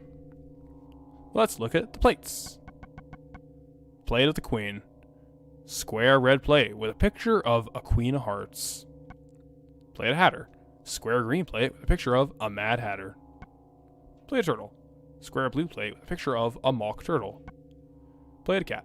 Square yellow plate with a picture of a Cheshire Cat. So, very obvious. It's a very Wizard of sorry, not Wizard of Oz. An Alice in Wonderland little illusion, which makes perfect sense. The whole down the rabbit hole motif. Wonderland in particular is always referenced in a lot material like this. But I personally find it to be much less interesting than the Wizard of Oz illusion, which actually does play into how the game ends. But I digress. It's interesting enough, and the colors of the panels tie into a little puzzle here. Clouds flowing over a hill. Sky on a sunny day. Tangerines that are bitter. Lucky four-leaf clover. Violets in the garden. Dandelions along a path. Unavoidable sleeping time. Liquid flowing from a slashed wrist.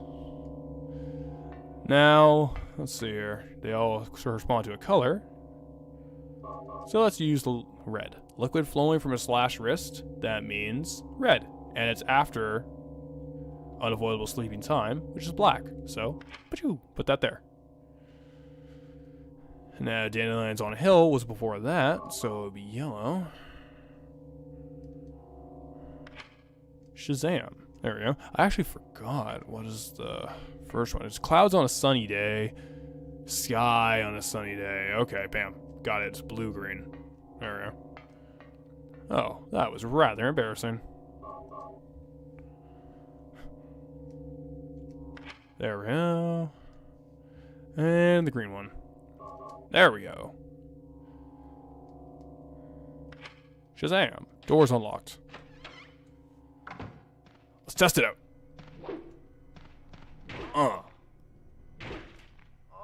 And she's done. How they writhe on the ground is always kind of horrifying. Let's see if we can get a better camera angle of it. Get over here. Like, that's just cruel, man.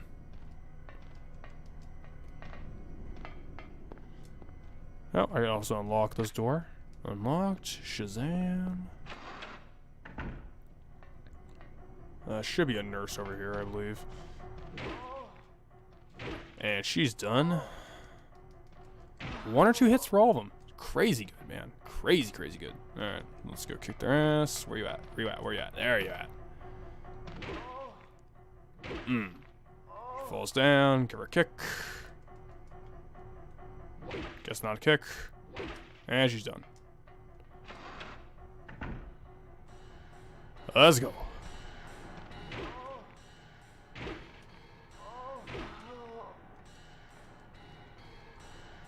Yeah, she's dead. Oh well. Key to the basement storeroom. Take it? You bet. Now, I'm actually going to pause for a second. Just want to double check one of my settings. Yeah, okay, all good. Okay, there we are. Just doing some technical work there. That was my bad. Moving on. Now, there's one item I'm trying to remember the location of. I may have it is along this wall here. Here we go. That's what I'm looking for. That's what we're after.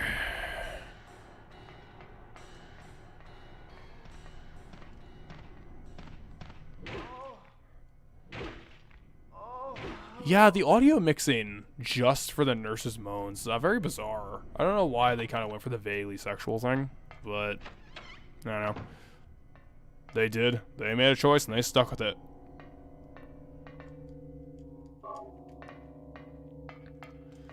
Okay. Unlocked. Now, we'll go to the basement, because we have the key. Yeah, vaguely sexual. Kind of the tagline of the fucking series there, isn't it?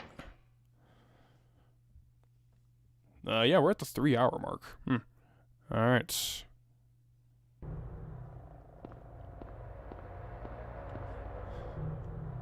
I believe this is the door. Yes, it is. Basement storeroom key. Okay, so we are about to get to the hospital basement. Well, storeroom at least, because we're in the basement. Shotgun shells. Do you want to push the cabinet? Yes, I do. Man, Harry's a tough boy. Just pushing cabinets all day. Unbreakable back. Now, this scene is interesting. So what we have here looks like a hallway under the grate. Can't move it since the vines have grown around it. Now, this is actually some pretty interesting visual storytelling for a lot of reasons. First of all, let me just back up a little bit. The way it's framed immediately is that you come in, you look, oh, what's this? Grabs your attention. Well, what's interesting is that we're in the basement right now. This should not exist. So we could be entering impossible space, but could is the key word there. It's very, very important to point out. But as you can see, the hallway is covered in vines, which vines imply a lot of things. Vines will only grow on something stagnant, something that sits, doesn't really do anything. They also look like dead vines. Let's examine it again. That's my bad. They look like dead vines. They don't actually look like healthy green. They are a brown, decayed, kind of crumbling kind of vine. How do we get in here? How do we find ourselves getting in to this grate and getting past these vines? Well, it's quite simple. What we do, pour the disinfecting alcohol on the vines, and we use this lighter that we picked up despite having a lighter at the beginning of the game, and we burn it. We burn our way in. This is interesting, especially considering kind of what the sub-basement here means. The nurses had a bad sexual day. Well, when you have a bad sexual day, when you're forced to look at Harry Mason, this specimen of a man, and just not get anything from him, like, oh, such a Chad. Now, there's one little thing I really want to praise here. Again, like, stupid focusing on details. This basement, this sub-basement here, such good details for a first playthrough. First of all, you don't have a map of this place. This is the only area in the entire game. Well, no, there's 2 areas in the game that don't have a map. 3, technically. One of them's sort of a half area. But this is the first one you ever see you don't have a map for. You have, and you won't get a map either, you have no way of like charting yourself out to kind of locate your way around, because the map has sort of been your safety net to this point. No matter what, you can look at the map and just like off a room. Can't do that now. You don't have the map. And this is uncharted territory for you. There's no fog world or regular world variant of this. And specifically, the camera's facing you.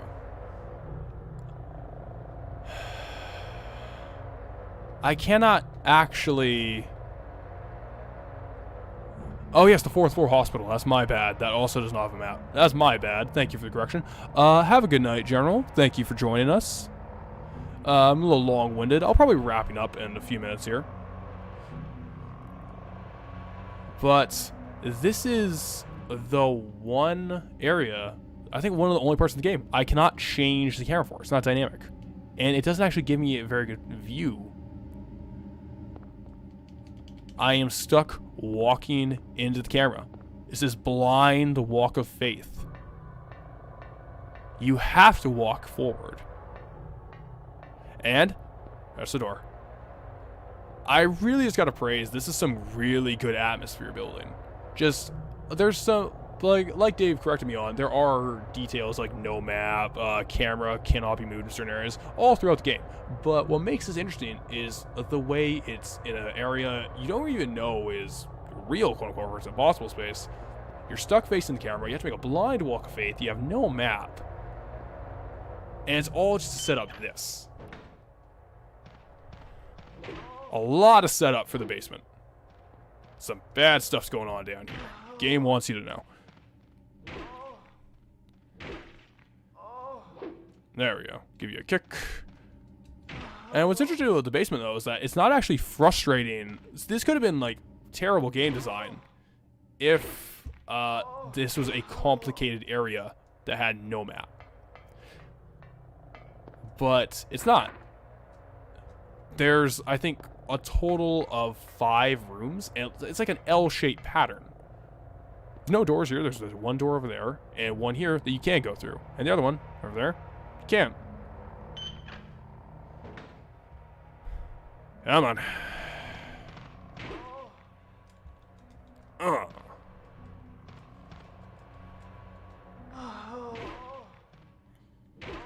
And done. Right in the knees. Ooh, that's vicious, Harry. Okay, just gonna grab the VHS tape there. Defeated. I do appreciate how all the nurses have, like, different hairstyles and such. Like, there's only, like, 3 different models or so, but it's very nice detail. I enjoy it.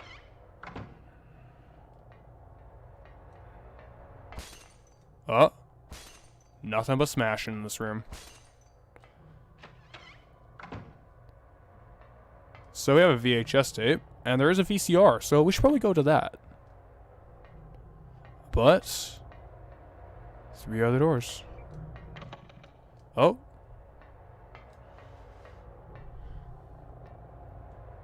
We have 2 doors here. Let's go into this one first. This door on this side is jammed. Can't be opened.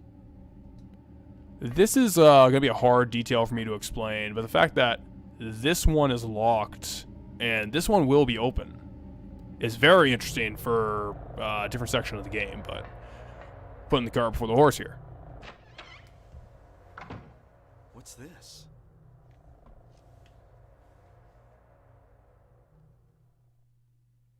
Looks like someone's been here.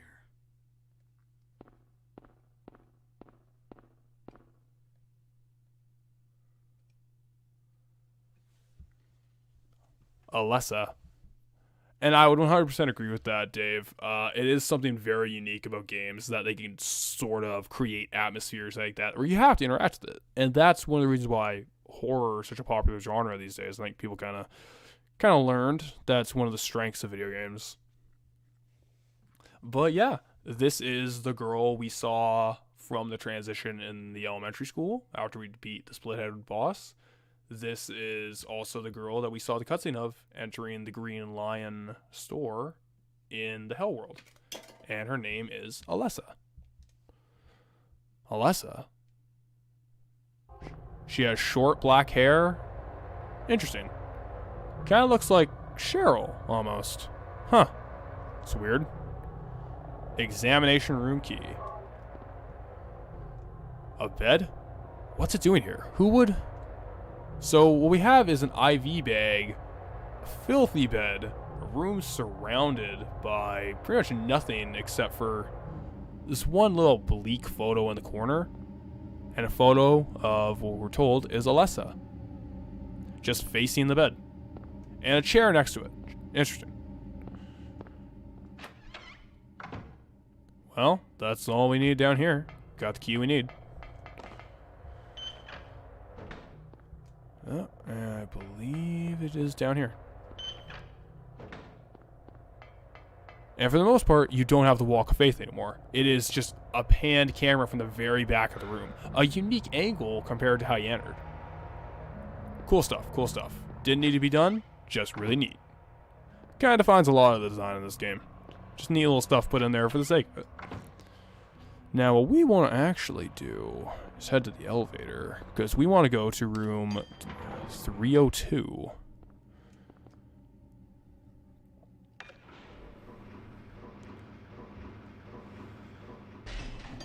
Now, I'm actually going to change my page here. Excuse me.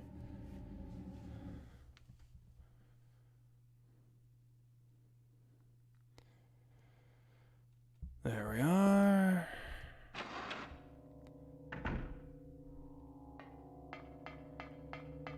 So let's go back to room 302. I believe it is around the corner here. Yes. As we got the VHS tape from the basement, we can go right here and watch a little VHS. VCR. It's old, but usable. Well, only one thing to use a VCR for.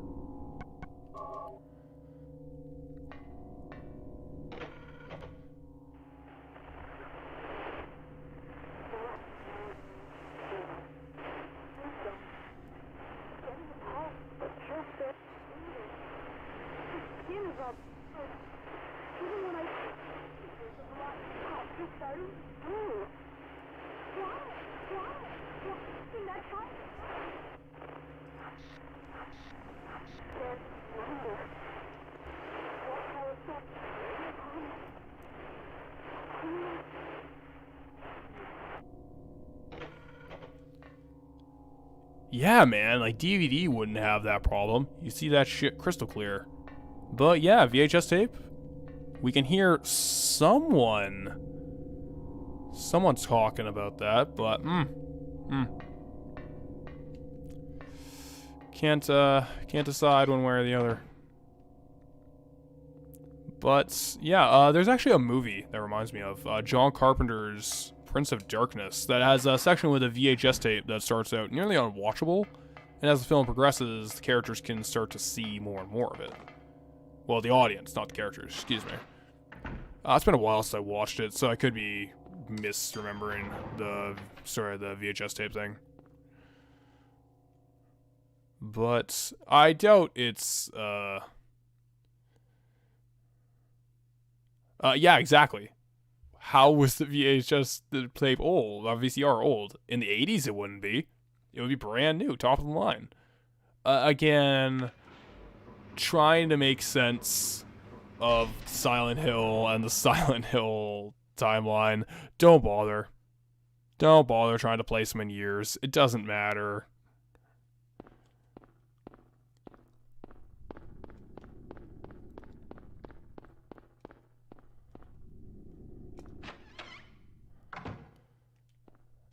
Oh, hey, buddy.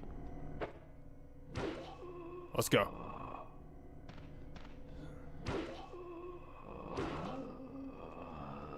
And he's done. Well, what I should do now... Let's see here.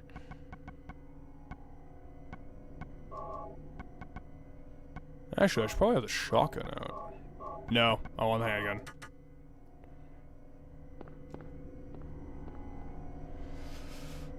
Harry went through a time portal in his car crash. Well, you know what? Maybe time is convoluted in Silent Hill or whatever. I don't know. I don't care. I don't know. Well, let's just use the examination room key.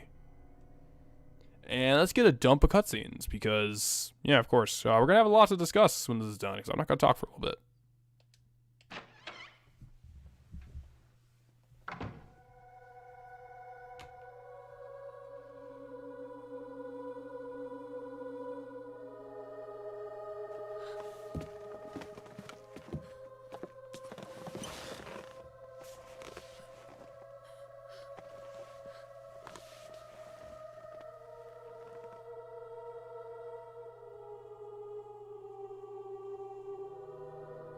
Finally, someone else who's okay. Who are you? My name's Lisa Garland. What's yours?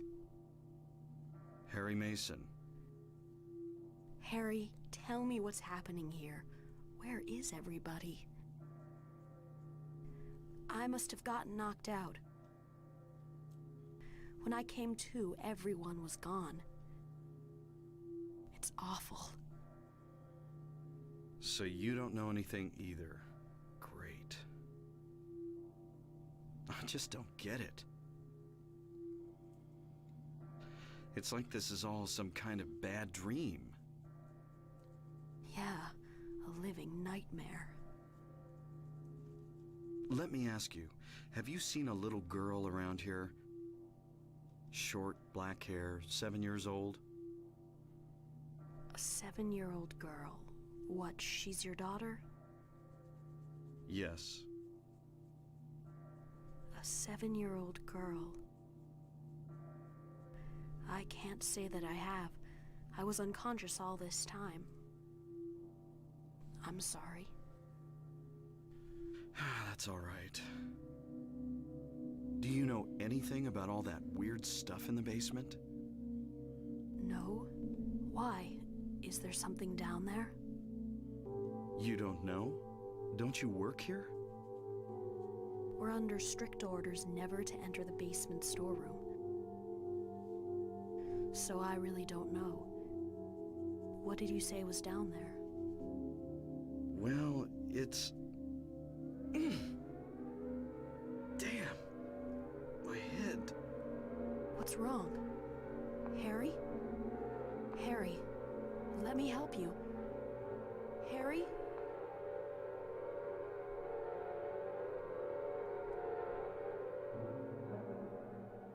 Was I dreaming? You were too late. It's you. Yes, Dahlia Gillespie. Tell me everything you know. What's going on? Darkness. The town is being devoured by darkness. Strength must overcome petty desire, childish sleep talk. I knew this day would come. What are you talking about? I don't understand a word of this. Believe the evidence of your eyes. The other church in this town, that is your destination. This is beyond my abilities. Only you can stop it now. Have you not seen the crest marked on the ground all over town? So that's what I saw in the schoolyard. What does it mean? It is the mark of Samael. Don't let it be completed. Hey, wait! Okay, we got a lot of crap to digest there. So, just talking about the Lisa cutscene specifically, we are introduced to the nurse, Lisa Garland. And notice how her voice is very subdued. She's a very subtle person.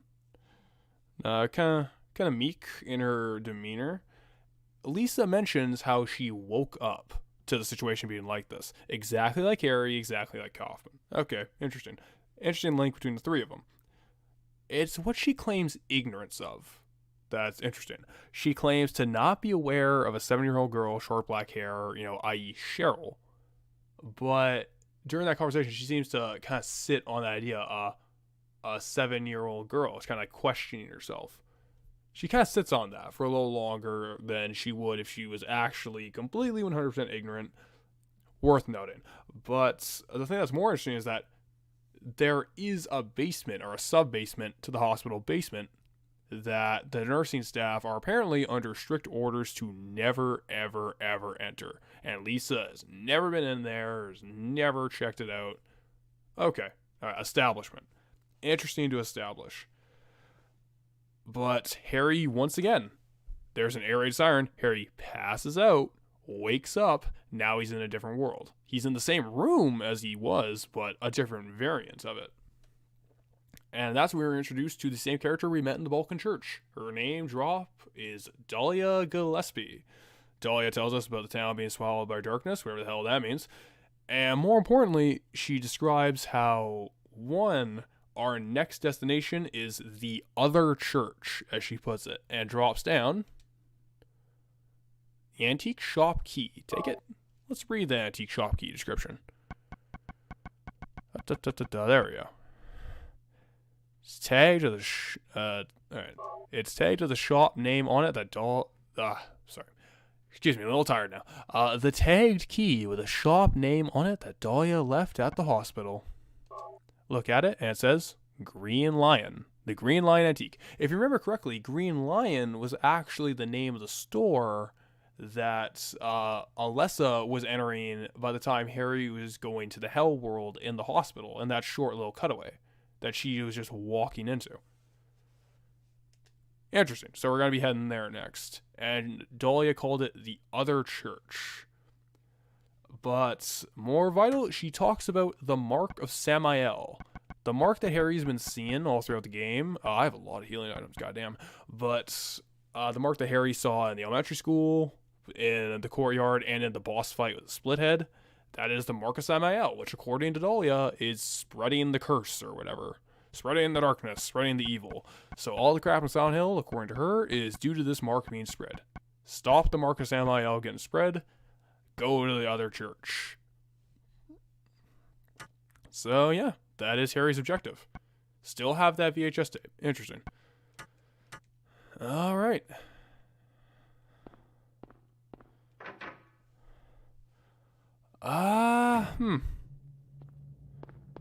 I think I know where to end this. I think I know where to stop for the day.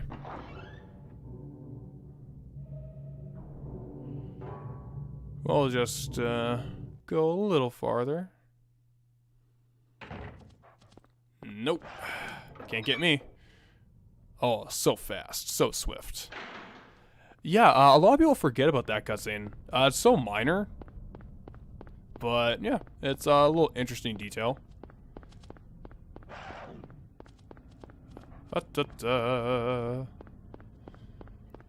Big thunk indeed. Nope. Nope. Oh, the rompers are the worst. Go away. Just juke and jive them. Just walk between this run between this geometry. There we go. Should be safe.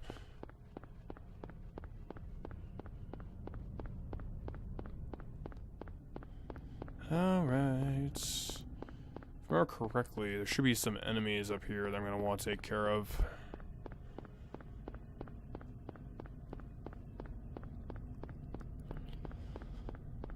No? Alright, we're completely free of enemies.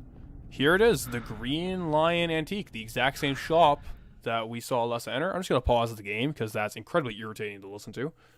You know, my voice isn't great either, but hey, it's better than someone going like, meh, meh, meh, whatever.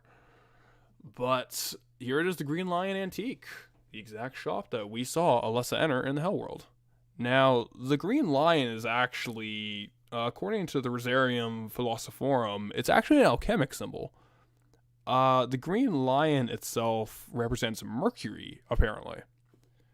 But there's an interesting quote from the Rosarium Philosophorum, from that actual text that I found really interesting for Silent Hill, period.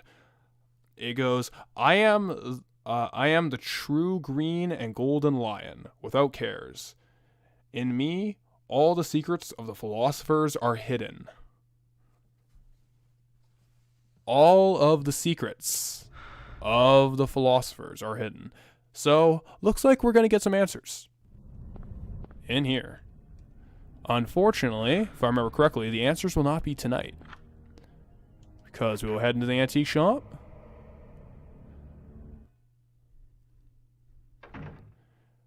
Turn a flashlight on, we'll save our game, and we'll call it here for the night.